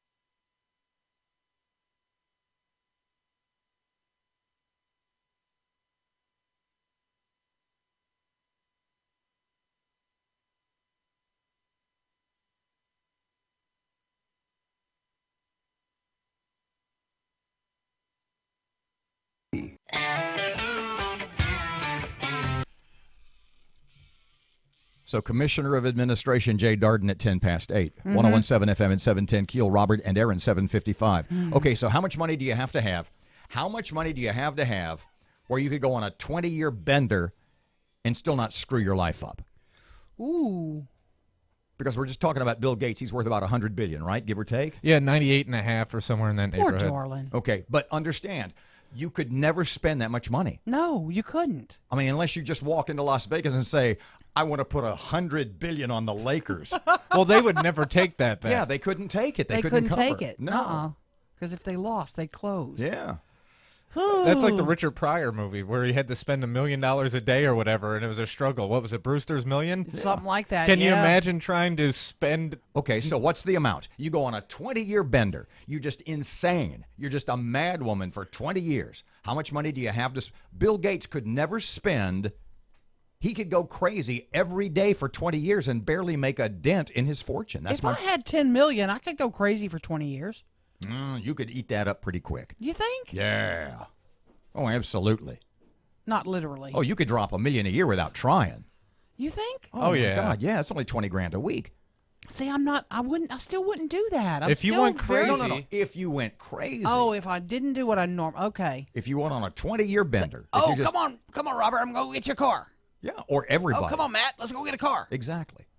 So how much Yeah. money would you have to have? $1 Oh. billion? Donald Trump's worth about $2.5 or $3 billion. $100 million. Nah, you I could think go. my crazy wouldn't go beyond that. You you think it would? Yeah, exactly. I was going to stop her, but you know. I'm thinking at least $10 billion. 7:57. Here's Sean Hannity on Keel.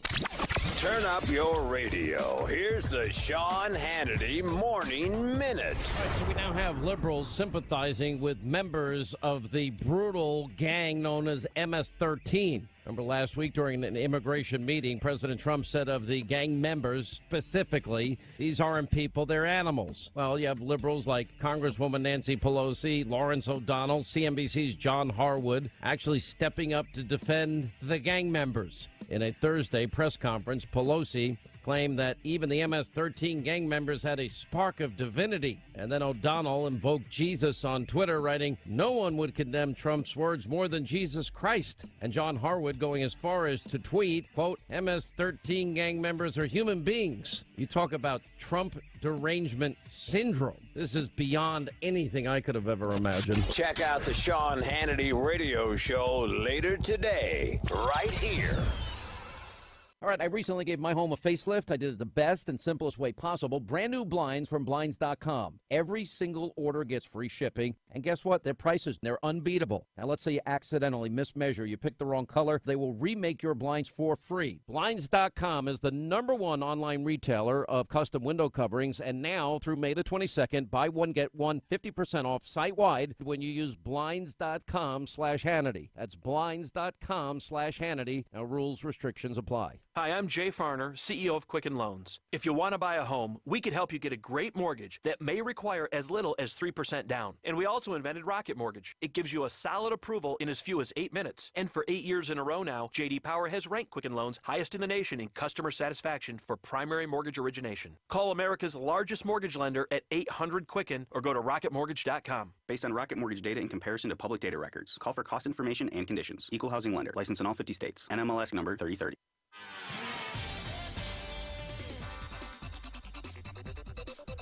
Good morning, 759, 1017 FM and 710 KEEL. Traffic update for Monday morning. Here's Ruben. Still keeping an eye on some backed up traffic on I-220 eastbound on the Cross Lake Bridge. And we have some traffic delays on Benton Road near Green Acres Boulevard in Bossier City. If you have anything to report to us, please give us a call at our Planet Fitness traffic hotline. That's 687-ROAD. Your AccuWeather.com forecast: sunshine will mix with some clouds. We'll have a pop-up thunderstorm this afternoon, the high 85. Partly cloudy, a low near 70 tonight. Sunny to partly cloudy, late day thunderstorm tomorrow at a high of 88. With your AccuWeather.com forecast, I'm meteorologist Maggie Johnson. Breaking news and trending talk. This is 1017 FM and 710 KEEL. KEEL, Shreveport.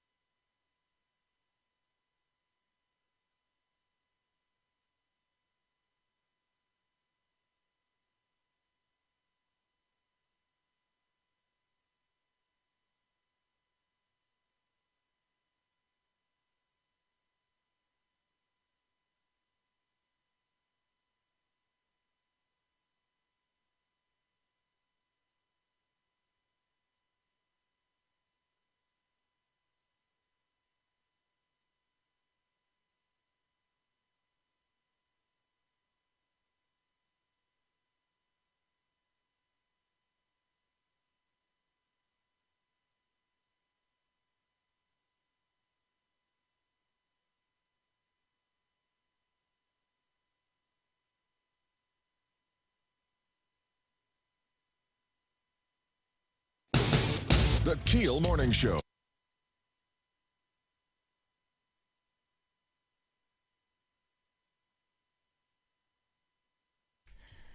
Three past 8 o'clock. Robert and Erin, 101.7 FM and 710 KEEL. The KEEL app, a free download from Office Furniture Source. Erin, local news, getting ready now. Good luck to all the contestants. Tonight's the night for the pageant. We'll have more on that. Also, lawmakers gathering beginning tomorrow to talk taxes in the special session. And on the gambling front, what kind of changes are on the way? Do I look puzzled? Do I look flummoxed? You do. No, not good luck to them all. I want them all to trip except for Lauren.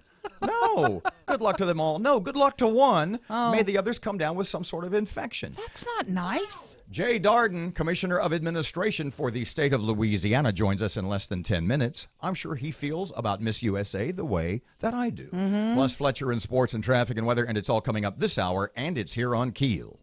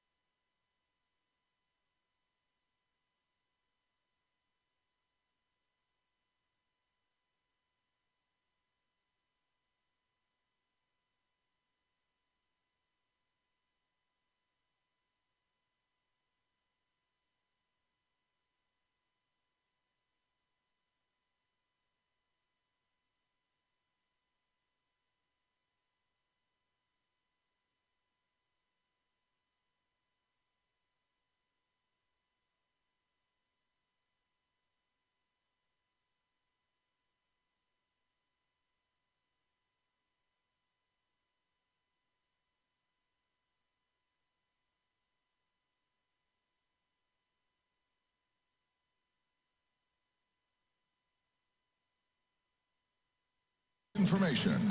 KEEL News now. Tonight is the Miss USA pageant in Shreveport. Matt Parker with that. Tonight, Shreveport will be on a worldwide stage as the Miss USA competition will be shown on Fox. The show will be a historic one. For the first time ever, the winner will be crowned by an all-female panel. The show will be hosted by Nick Lachey and will feature live performances from Lachey and 98 Degrees, as well as Lee Bryce. The competition starts at 7 p.m. If you would like to attend, limited tickets are still available at MissUniverse.com. From 101.7 FM and 710 KEEL, I'm Matt Parker. Lawmakers gather in Baton Rouge beginning tomorrow for another special session. They have to deal with a $648 million budget shortfall. The governor vetoed the budget lawmakers sent to his desk last week. The DEA withdraws a complaint against a local drug company. Morris & Dixon, a Shreveport drug company, will be allowed to resume selling opioid drugs after the DEA withdrew a suspension order on Friday. The DEA suspended the company's ability to sell opioids for allegedly not reporting pharmacies who placed excessive orders. Morris & Dixon is the largest private pharmaceutical distributor in the country and has operated in Shreveport for more than 170 years. Lawmakers do make some changes on the gambling front, but the proposed move of Diamond Jacks to Tangipahoa Parish does not get the okay. Right now, Diamond Jacks is licensed to operate in Bossier City, and that's where it is right now. Lawmakers did approve an expansion of gambling of sorts.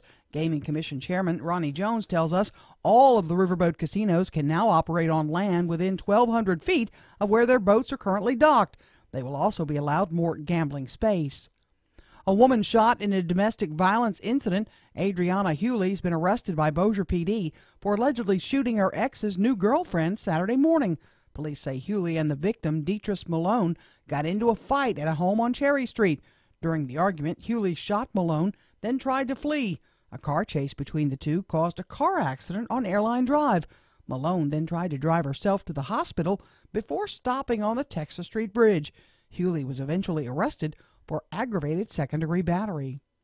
On the heels of the school shooting in Texas, more talk about gun restrictions. Several bills were introduced in Louisiana that targeted guns, but all were struck down.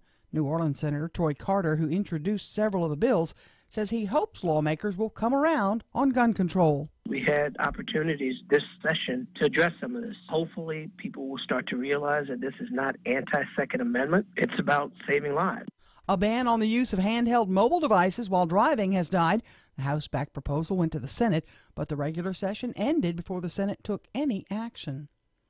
President Trump says he will order that the Justice Department investigate whether the FBI infiltrated his presidential campaign.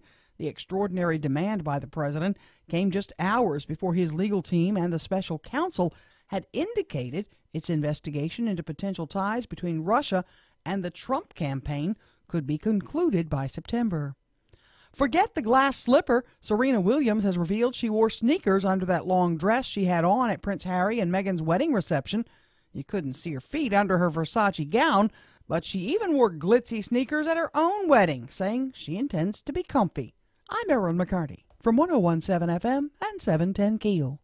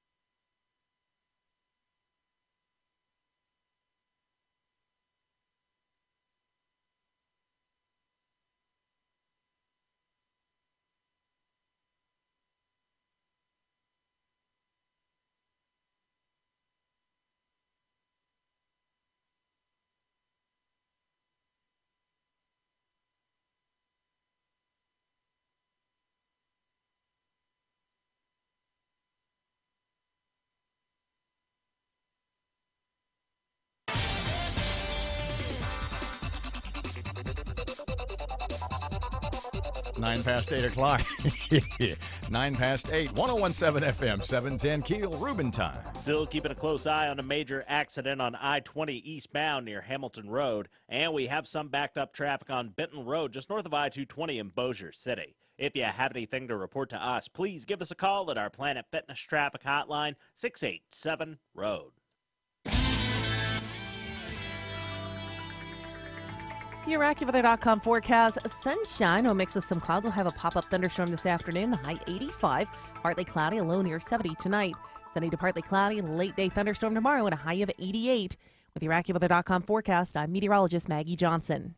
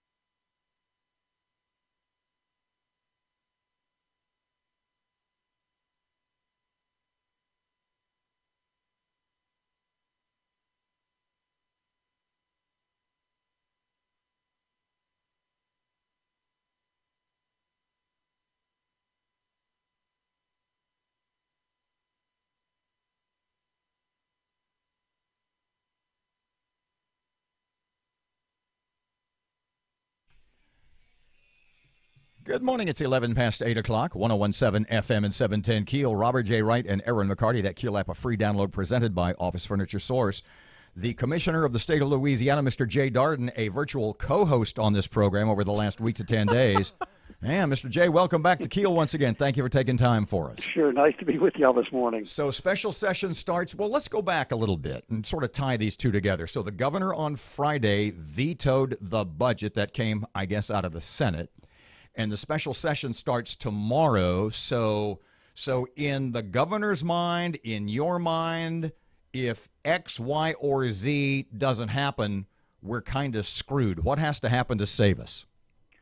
Well, we have to raise some revenue. It's pretty obvious by the two budgets that were passed, one in the House and one in the Senate, that the legislature is unable or unwilling to make the cuts that are reasonable to try and balance this budget. And so the obvious result is that we need additional revenue to make things work. And the governor has asked for $648 million in new revenue, which is well over $400 million less than what people are paying right now. So the revenue the governor is asking for as a replacement to the temporary taxes is actually less than what people have been paying, and that's often lost in this discussion. But if that money is not raised, there are going to be serious cuts that were evidenced by these two budgets that were passed. The House totally eviscerated health care. The Senate came back and restored health care, but showed what it had to do in order to do that, and it resulted in a dramatic cut to higher education, a further reduction in TOPS, and a basically 24% cut to everything else in government, which in many cases is a shutdown of government services. Mr. J, at least you just used the term new revenue. At least you're calling it that and not sugarcoating it with terms like revenue retention, or you see the point I'm making? I mean, at least you came up and said new revenue. This right? is what it is. But I've often also said that's replacement revenue, because that's really what it is. The temporary taxes that were imposed 25 or so months ago were designed to be temporary, and they expire on June 30th. And so, excuse me, a portion of that is what has to be retained or renewed or created by way of a new tax in order to make up the difference of what's going off the books. And again, it's important to remember it's not nearly as much as people are paying right now. Do you expect these that the lawmakers do approve beginning tomorrow to be permanent? Do these need to be permanent? And let's not call it, let's say, sorry, folks, this is going to have to stay on the books. Aaron, they need to be permanent. And the governor's said that repeatedly, and I've said it as well, that we got to quit lurching from year to year with these temporary taxes. It's what got us in trouble decades ago when the Stelly plan eventually passed, because we needed to end those temporary taxes that were hurting us with our bond ratings, and just created this situation every few years where legislators were having to have this same debate. Do we keep the tax base that we have, or do we let it roll off? So these taxes need to be permanent. Now, permanent is by definition until the legislature changes things. So at some point in the future, the legislature or the people with a constitutional change could make changes, but we ought not put an end date on this, because we see what happens when we put an end date. The situation we're in right now, where we've had all these special sessions and 2 regular sessions, the legislature has not done anything to replace this revenue, and here we are with yet another special session. I'm going to ask you that the first special session before this regular one, I mean, it was a mess. A lot of people say a waste of money. What's going to be different this time? I think reality is going to be different. People recognize that the cliff is about to hit on June 30th, and the legislature now has had this entire regular session to make cuts. Those who have come on your show and said we need to fix this by cutting the budget proved that they were unable to do so, because you look at the magnitude of the cuts that were totally unacceptable from both versions, and that tells you that you simply, what we've been saying all along, you can't make these cuts easily with this kind of money. You're getting into the meat of what government is responsible for doing, either providing health care, TOPS coverage, or investment in higher education, or some of the basic governmental services that are provided. These 2 budgets, particularly the one that the governor vetoed, are evidence, Exhibit A, that you can't cut your way out of this problem. You have to replace some of this revenue. So how is the governor going to sell that to the people of Louisiana that we need more of your money? How do you sell a tax increase to the people of the state? But once again, you need less of the money that they're paying right now. But you do it by showing what this budget looked like. I think either of these budgets are going to be totally unacceptable to the people of this state. Even the most conservative people in the state would recognize, I think, that we have to provide basic health care. We have to maintain our public-private partnerships with the hospitals. We want to fund TOPS. We don't want to go backwards on what we've been doing for higher education. This is the first year, the year we're in right now is the first year in a decade that we have not cut higher education, and we fully funded TOPS. We need to continue that, to right-size higher education and make certain that we're not going to go backwards in our competition with other states for the best students out there. We don't want our students, we don't want our medical students going to school in other states and not staying in Louisiana. This is not a governor who has been reticent to, let's say, suggest things to the state legislature. What is the governor's fix? If he could write the plan and pass it along, what does he favor? Well, he will have a plan, and the plan will raise the money that we need. It'll reduce the sales tax, that 5th penny, by half a penny, go to to a half cent on that fifth penny instead of the full penny, eliminate a number of exemptions and credits that have been on the books for quite some time, eliminate what's called the double deduction, which is the only thing that will be addressed relative to income tax. And that will say that if whatever you paid in your state income tax last year, you can't deduct it on this year's tax return. That just makes complete sense. It would make us consistent with what most states in America do, and that's the only component of income tax that the governor is going to suggest. And then we're going to make additional cuts. I mean, we've made more than $600 million in cuts. We're going to make more cuts. Which is what we've said all along, that even if we raise the $648 million, we're going to be making significant cuts overall in the state budget. Jay, I'm looking at a report that says, and I'm quoting, in 2016, lawmakers agreed to the temporary fixes as a bridge to broader structural overhaul from cuts and smarter tax policies. But nothing has been implemented 2 years, and now it looks like, 6 special sessions later. Why did we not get this job done during the 2 years while these temporary taxes were on the books? That's what a lot of us want to know. Well, you're going to have to ask legislators that question, particularly those who balked at every opportunity to enact some tax reform. The task force that we've talked about repeatedly over the course of the past year and a half made a lengthy series of recommendations that were designed to be the best practices in other states and to really change our overall tax structure in Louisiana. Some of those proposals are incorporating what the governor is suggesting. Others related to the income tax just have not been met with any favor at all with the House of Representatives, which has to start any tax legislation on their side. So despite all these sessions, despite what this bipartisan independent task force recommended, the House has basically said we don't want to fool with that. And that's what's gotten us into this position right now, and it's what is leading us to say, well, we're going to have to at least retain a half of that fifth penny to make things work. Commissioner of Administration Jay Darden, thanks for your time. I hope you have a great 2 weeks. I know you're looking forward to it. It'll be an interesting time, but look, I just hope we fix it. The people of the state deserve to have these problems fixed once and for all, and I'm hopeful and I'm optimistic it's going to happen. Thanks, Jay. Thank y'all. 19 past 8 o'clock, 101.7 FM, 710 KEEL. Here's Ruben. Still keeping a close eye on a major accident on I-20 eastbound near Hamilton Road. And we have some backed up traffic on Benton Road just north of I-220 in Bossier City. If you have anything to report to us, please give us a call at our Planet Fitness Traffic Hotline, 687-ROAD. Your AccuWeather.com forecast: sunshine, a mix of some clouds. We'll have a pop-up thunderstorm this afternoon, the high 85. Partly cloudy, a low near 70 tonight. Sunny to partly cloudy, late day thunderstorm tomorrow at a high of 88. With your AccuWeather.com forecast, I'm meteorologist Maggie Johnson.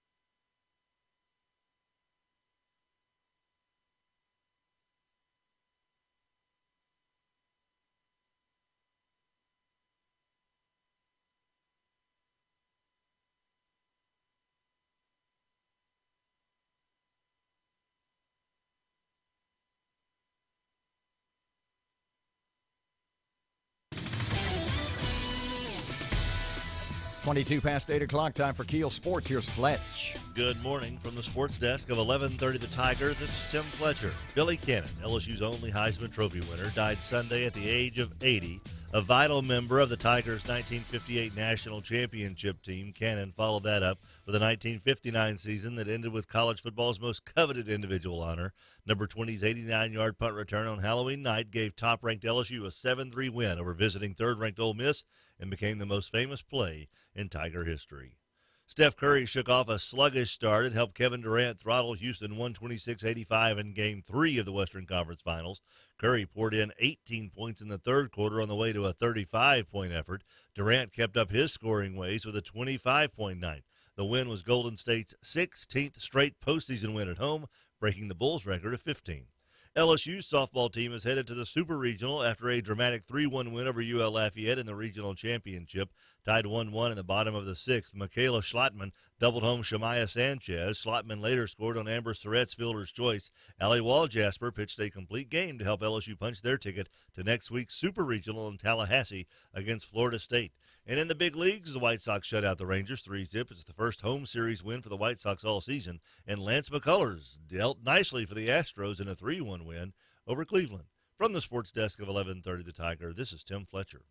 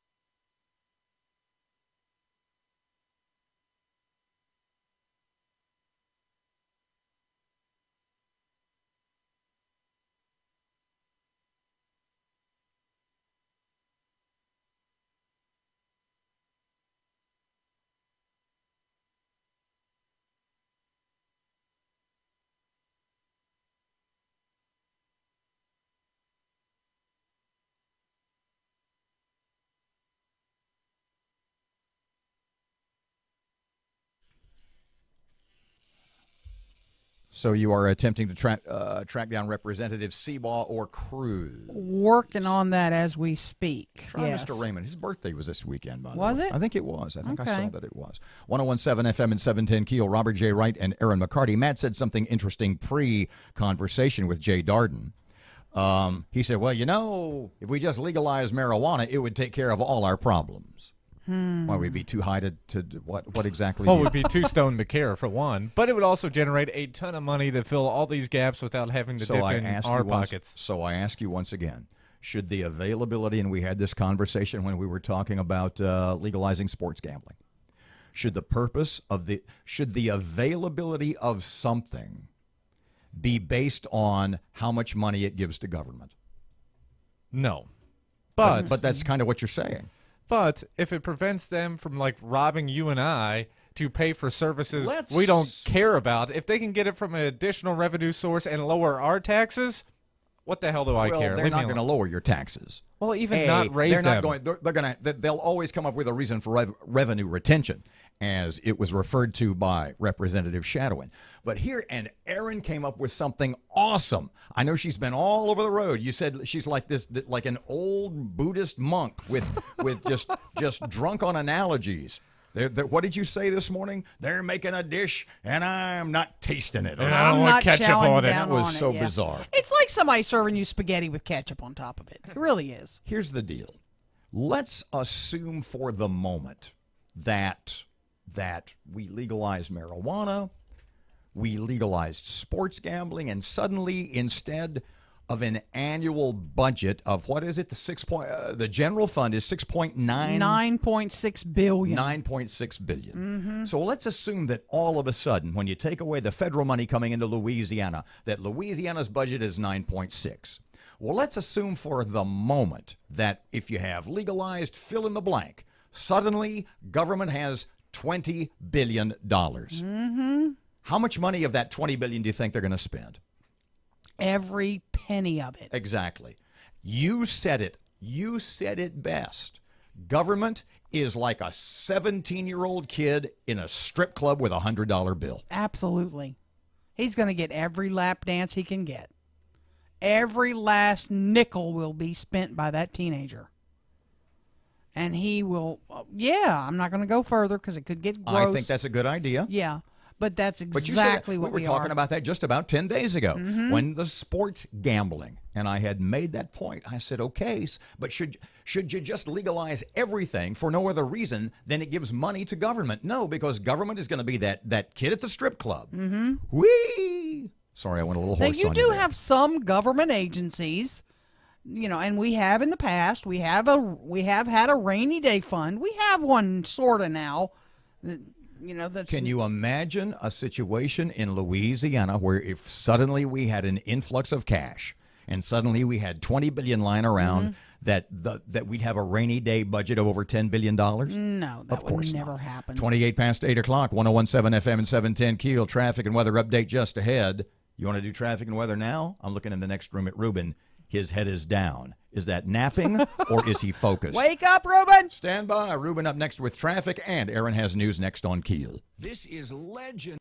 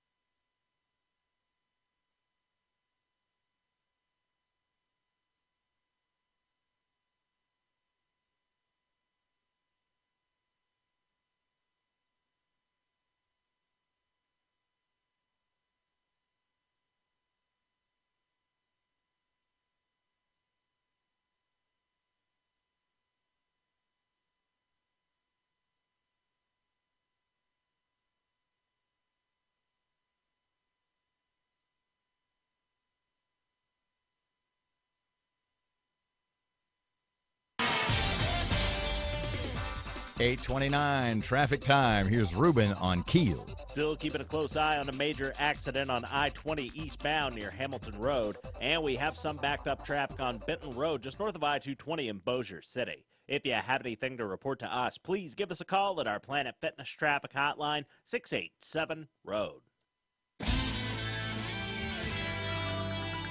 Your AccuWeather.com forecast. Sunshine. We'll mix with some clouds. We'll have a pop-up thunderstorm this afternoon. The high 85. Partly cloudy, a low near 70 tonight. Sunny to partly cloudy, late-day thunderstorm tomorrow at a high of 88. With your AccuWeather.com forecast, I'm meteorologist Maggie Johnson. The power of information. KEEL News now. The Miss USA finals are tonight in Shreveport. It's an event that not only brings glamour to Northwest Louisiana, but the pageant also expected to produce about a $5 million economic impact.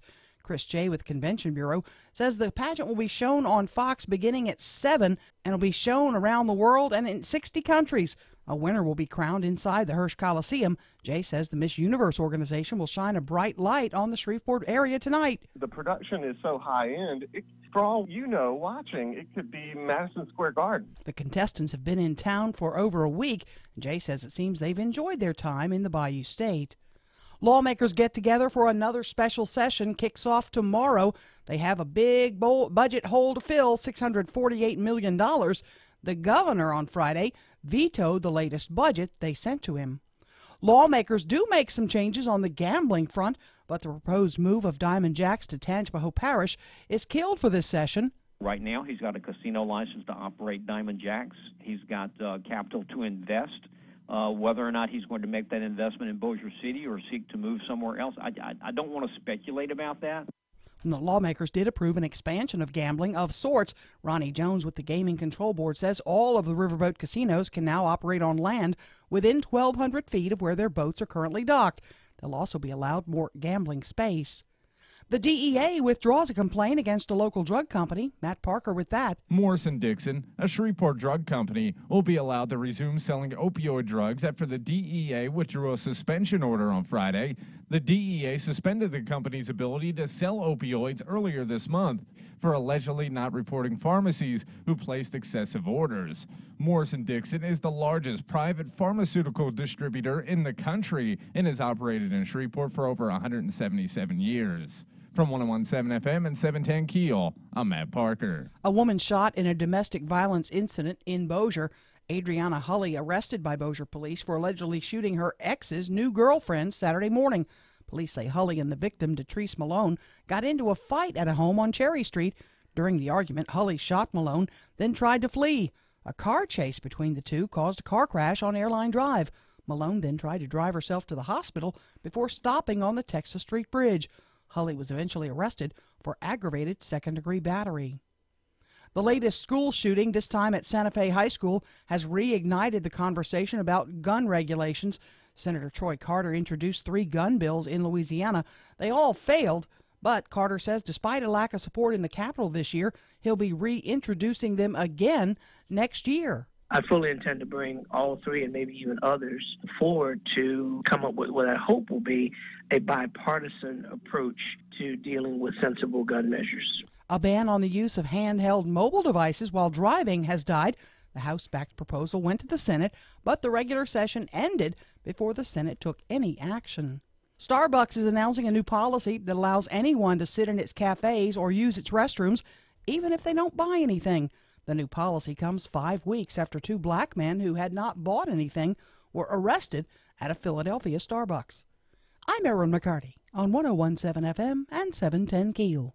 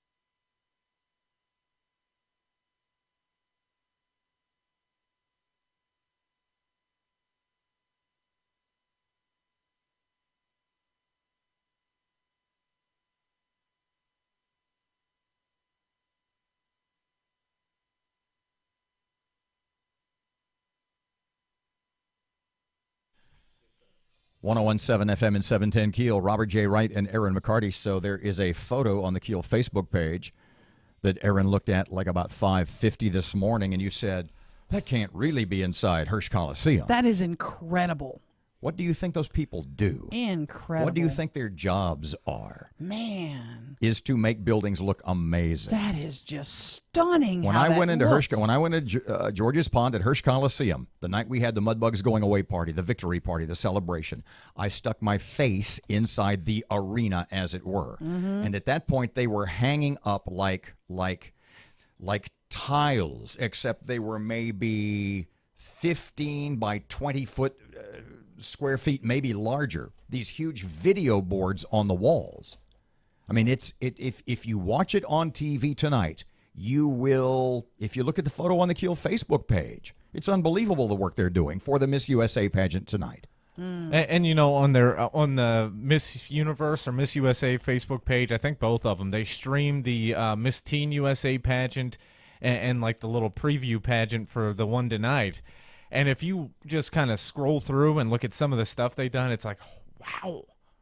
It just looks amazing. It's crazy to see it all play out. Will you watch it tonight? Will you watch? Absolutely. Oh, I can't wait. Yes, I will. Yes. Yeah. No. I'm looking forward to it. Why not, Matt? I'll watch the highlights in the morning, but yes, it's I'll look beautiful at it. girls. I want to see the open where they say from Shreveport, Louisiana. I want to see the Shreveport commercials. I want to see like the panorama of our city that they do. I'm looking forward to it. Oh yeah, I can't wait. It's going to be awesome. Now you did say something I'm not exactly in line with earlier. You said good luck to all the contestants. Yeah. And they might be listening. You never know. Well, okay. Look. Good luck to you, ladies. Miss Ohio. I hope you trip. Robert, it's Miss Rhode Island. I hope you cough. I hope when they ask your you, heel breaks. Yeah. Well, Bob's using the old show business term "break a leg," except he means it seriously. Yeah. Well, I don't want them to damage. I don't want them to need ACL surgery you after the want show their tonight. duct tape to fail or something. I thought when they ask them the question, that may help them win. When they ask them the question and put the mic in their face, no matter what it would be, I want them to go like, I don't know. Ask Lauren. She's smart. I know we want Lauren Visa to win. Yeah. That's I obvious. But we want to wish them all the best. Okay. I don't want any ill will on any of them. On the way down to the soft floor. You don't want them to face plant. That's mean. No, well, maybe. You would love that, wouldn't you? No. I hate that. I'd like them to go over backwards, hit the back of their head. Oh, that's so mean. 838, it's 101.7 FM and 710 Keel. Okay, State Representative Dodie Horton from Houghton talks to us in just a couple of seconds. The Republican contingent, Robert Shadowin, a Republican from Ruston, is blaming the Republicans in the House for not being willing to retain revenue and keep the state of Louisiana, i.e. John Bell, Jay Darden, and all the Baton Rouge folks in charge of the purse strings from making drastic, draconian cuts. See what Miss Dodie has to say about that. She is next. Hooray. 838, 101.7 FM, 710 Keel. Go to traffic now. Here's Ruben. The intersection at Greenwood Road and Hearn Avenue is dealing with some slow-moving traffic right now. And we're still looking at some heavy backed-up traffic on I-20 eastbound near Hamilton Road due to a major accident. If you have anything to report to us, please give us a call at our Planet Fitness Traffic Hotline, 687-ROAD. Your AccuWeather.com forecast. Sunshine will mix with some clouds. We'll have a pop-up thunderstorm this afternoon. The high 85. Partly cloudy, a low near 70 tonight. Sunny to partly cloudy, late-day thunderstorm tomorrow at a high of 88. With your AccuWeather.com forecast, I'm meteorologist Maggie Johnson.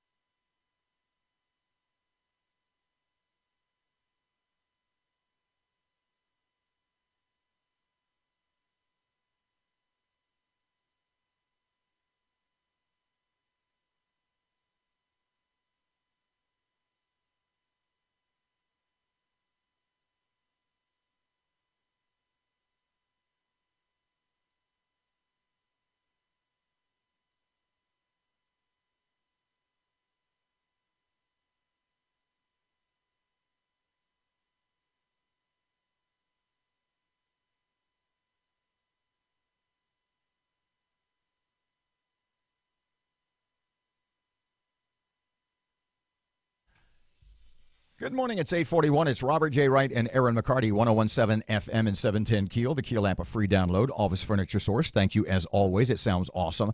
By the way, we'll take 20 seconds here. Miss Dodie, hang on a second. We'll be right there. Yes, sir. I got a couple more texts and emails this weekend about the Keel transmitter. The AM transmitter about 6 weeks ago, maybe a little less, had a major implosion. Yes. Or explosion, depending on, like the volcano in Hawaii. Right. It's imploding.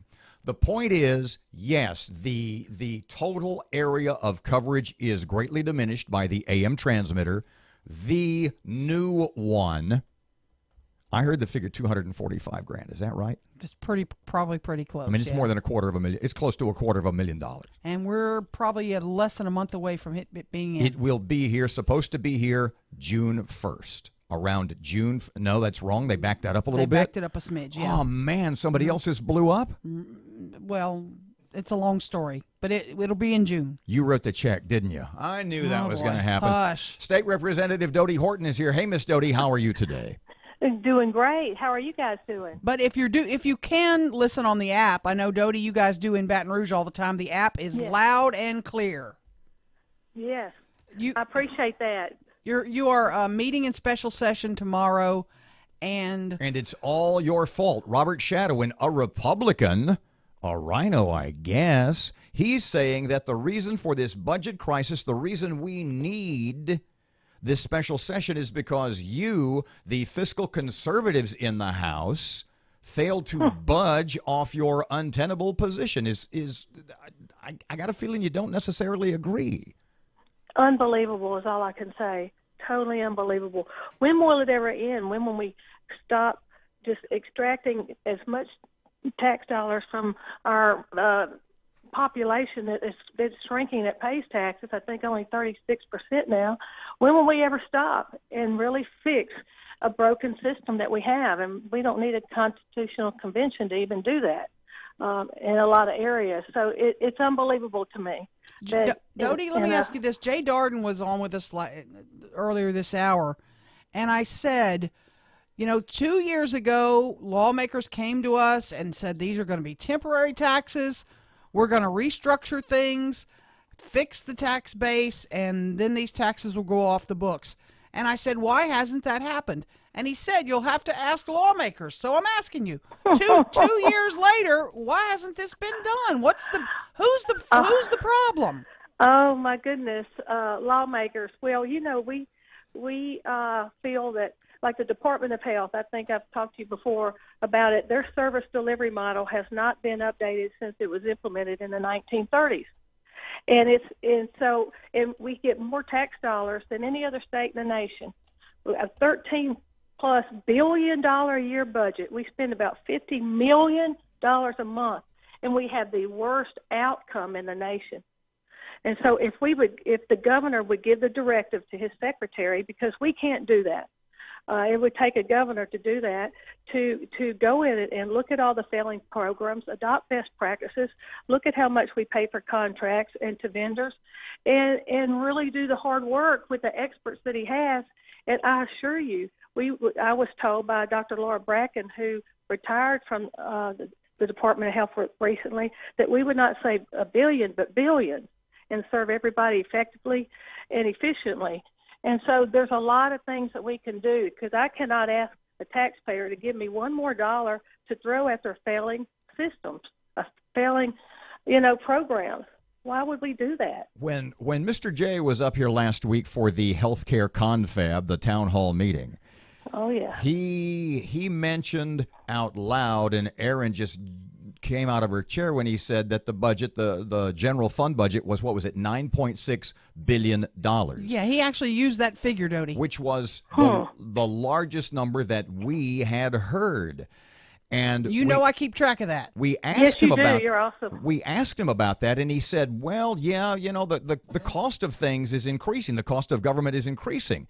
And I had said earlier this morning, I said, so basically, when it comes down to the cost of state government is increasing, which means my costs, my life is increasing too. And in a nutshell, what I'm asking you is John Bell, is Mr. J saying, when it comes down to what's more important, keeping the government going or taking care of yourself, that government wins? It always does, as long as we allow it to. On Ways and Means, the best thing we can do with the tax-spend governor is kill bills that will affect the middle class, and to raise taxes and fees. And we've been successful. Now, first special session, I didn't vote for it, but a few things were voted out to allow the body to vote on, and the body killed it. As far as raising taxes via income tax. So I just don't know where it'll end. We would love to go in there and restructure the Department of Health, but it takes the governor to give that directive. So what's going to happen? What's going to come out of this special session if you are as steadfast as I would assume I think of you, Raymond Cruz, and Alan Seabaugh as sort of the backbone of no, and I mean that in a really good way.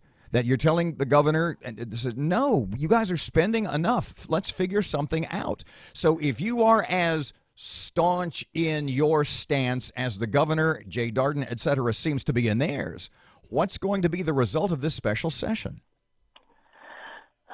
Robert, I just have I wish I could tell you. I don't know where other people are at. I pray that we hold the line, and because we could take the Department of Health budget, we could prioritize it, and you put your seniors first, your disabled, your most vulnerable citizens first. There's so many programs in there that don't affect the masses that can be eliminated and save costs, rather than threatening to put our most vulnerable citizens out on the street. That put me over the top. I've never seen anyone go so low. So that tells you there's nowhere that he will stop, no one he won't threaten to get what he wants. Is it going to be a nasty 2 weeks? Is it going to be rough, Dodie? It's going to be rough. I'll be in Ways and Means, nonstop.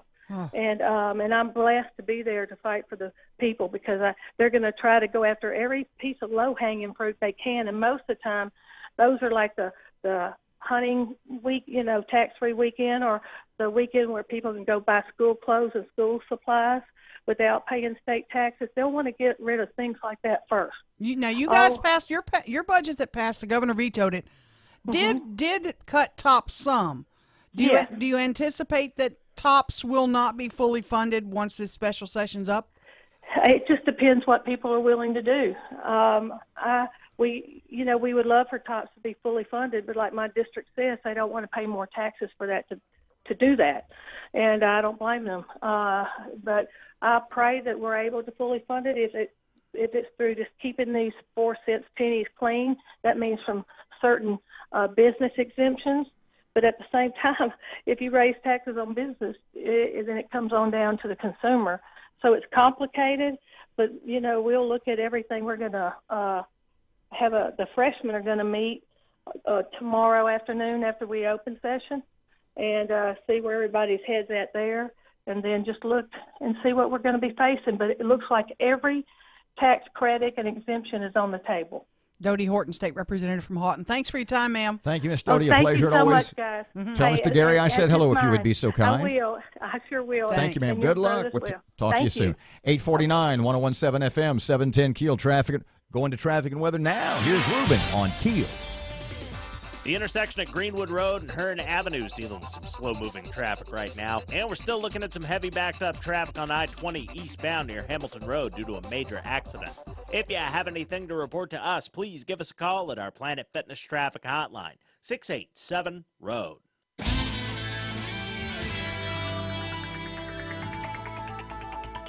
Your AccuWeather.com forecast. Sunshine and an afternoon thunderstorm today. High 85, partly cloudy and a low near 70 tonight. Partly sunny, another late day thunderstorm tomorrow. High 88. With your AccuWeather.com forecast, I'm Maggie Johnson. The KEEL app is brought to you by Office Furniture Source. Download the app today. KEEL.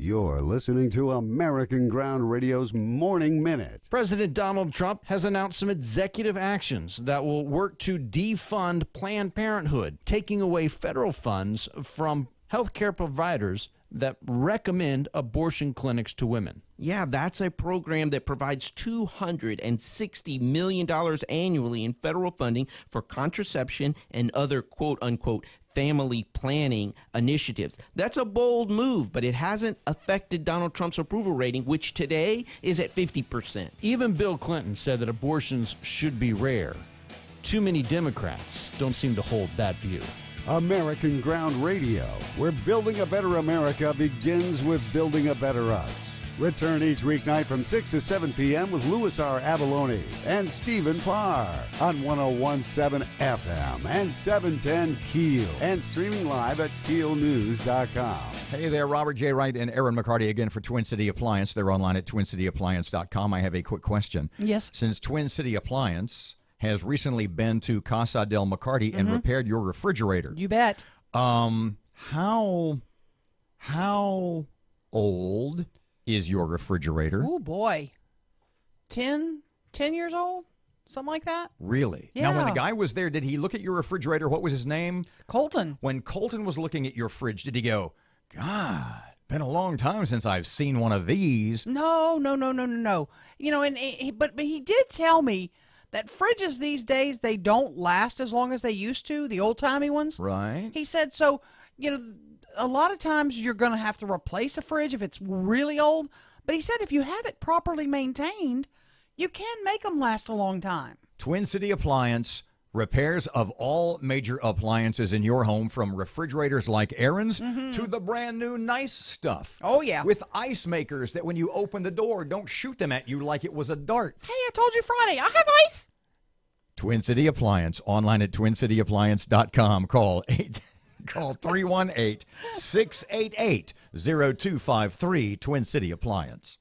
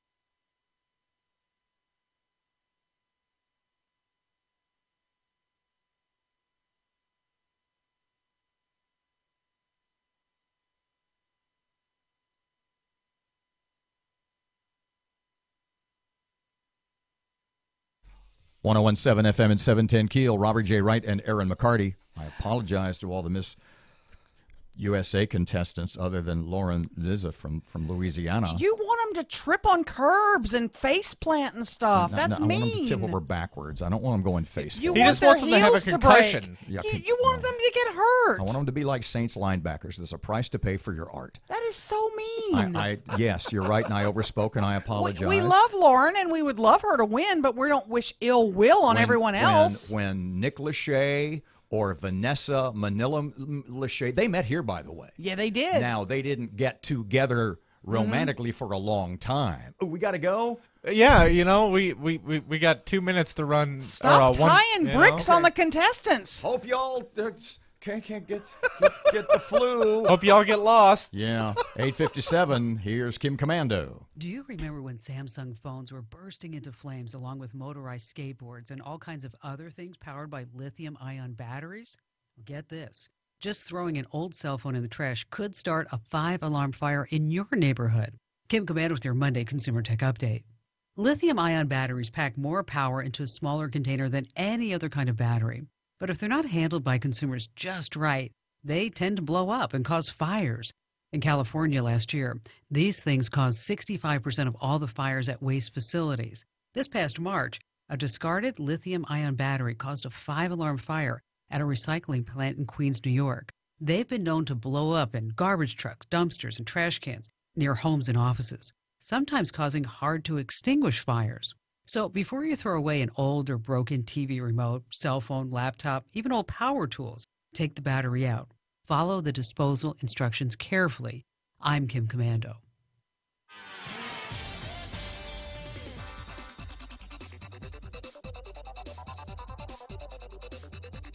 $8:59, 101.7 FM, 710 Keel. One more look at traffic. Here's Ruben. The intersection at Kings Highway and Linwood Avenue is dealing with some slow-moving traffic right now. And we're still looking at some heavy backed-up traffic on I-20 eastbound near Hamilton Road due to a major accident. If you have anything to report to us, please give us a call at our Planet Fitness Traffic Hotline. That's 687-ROAD.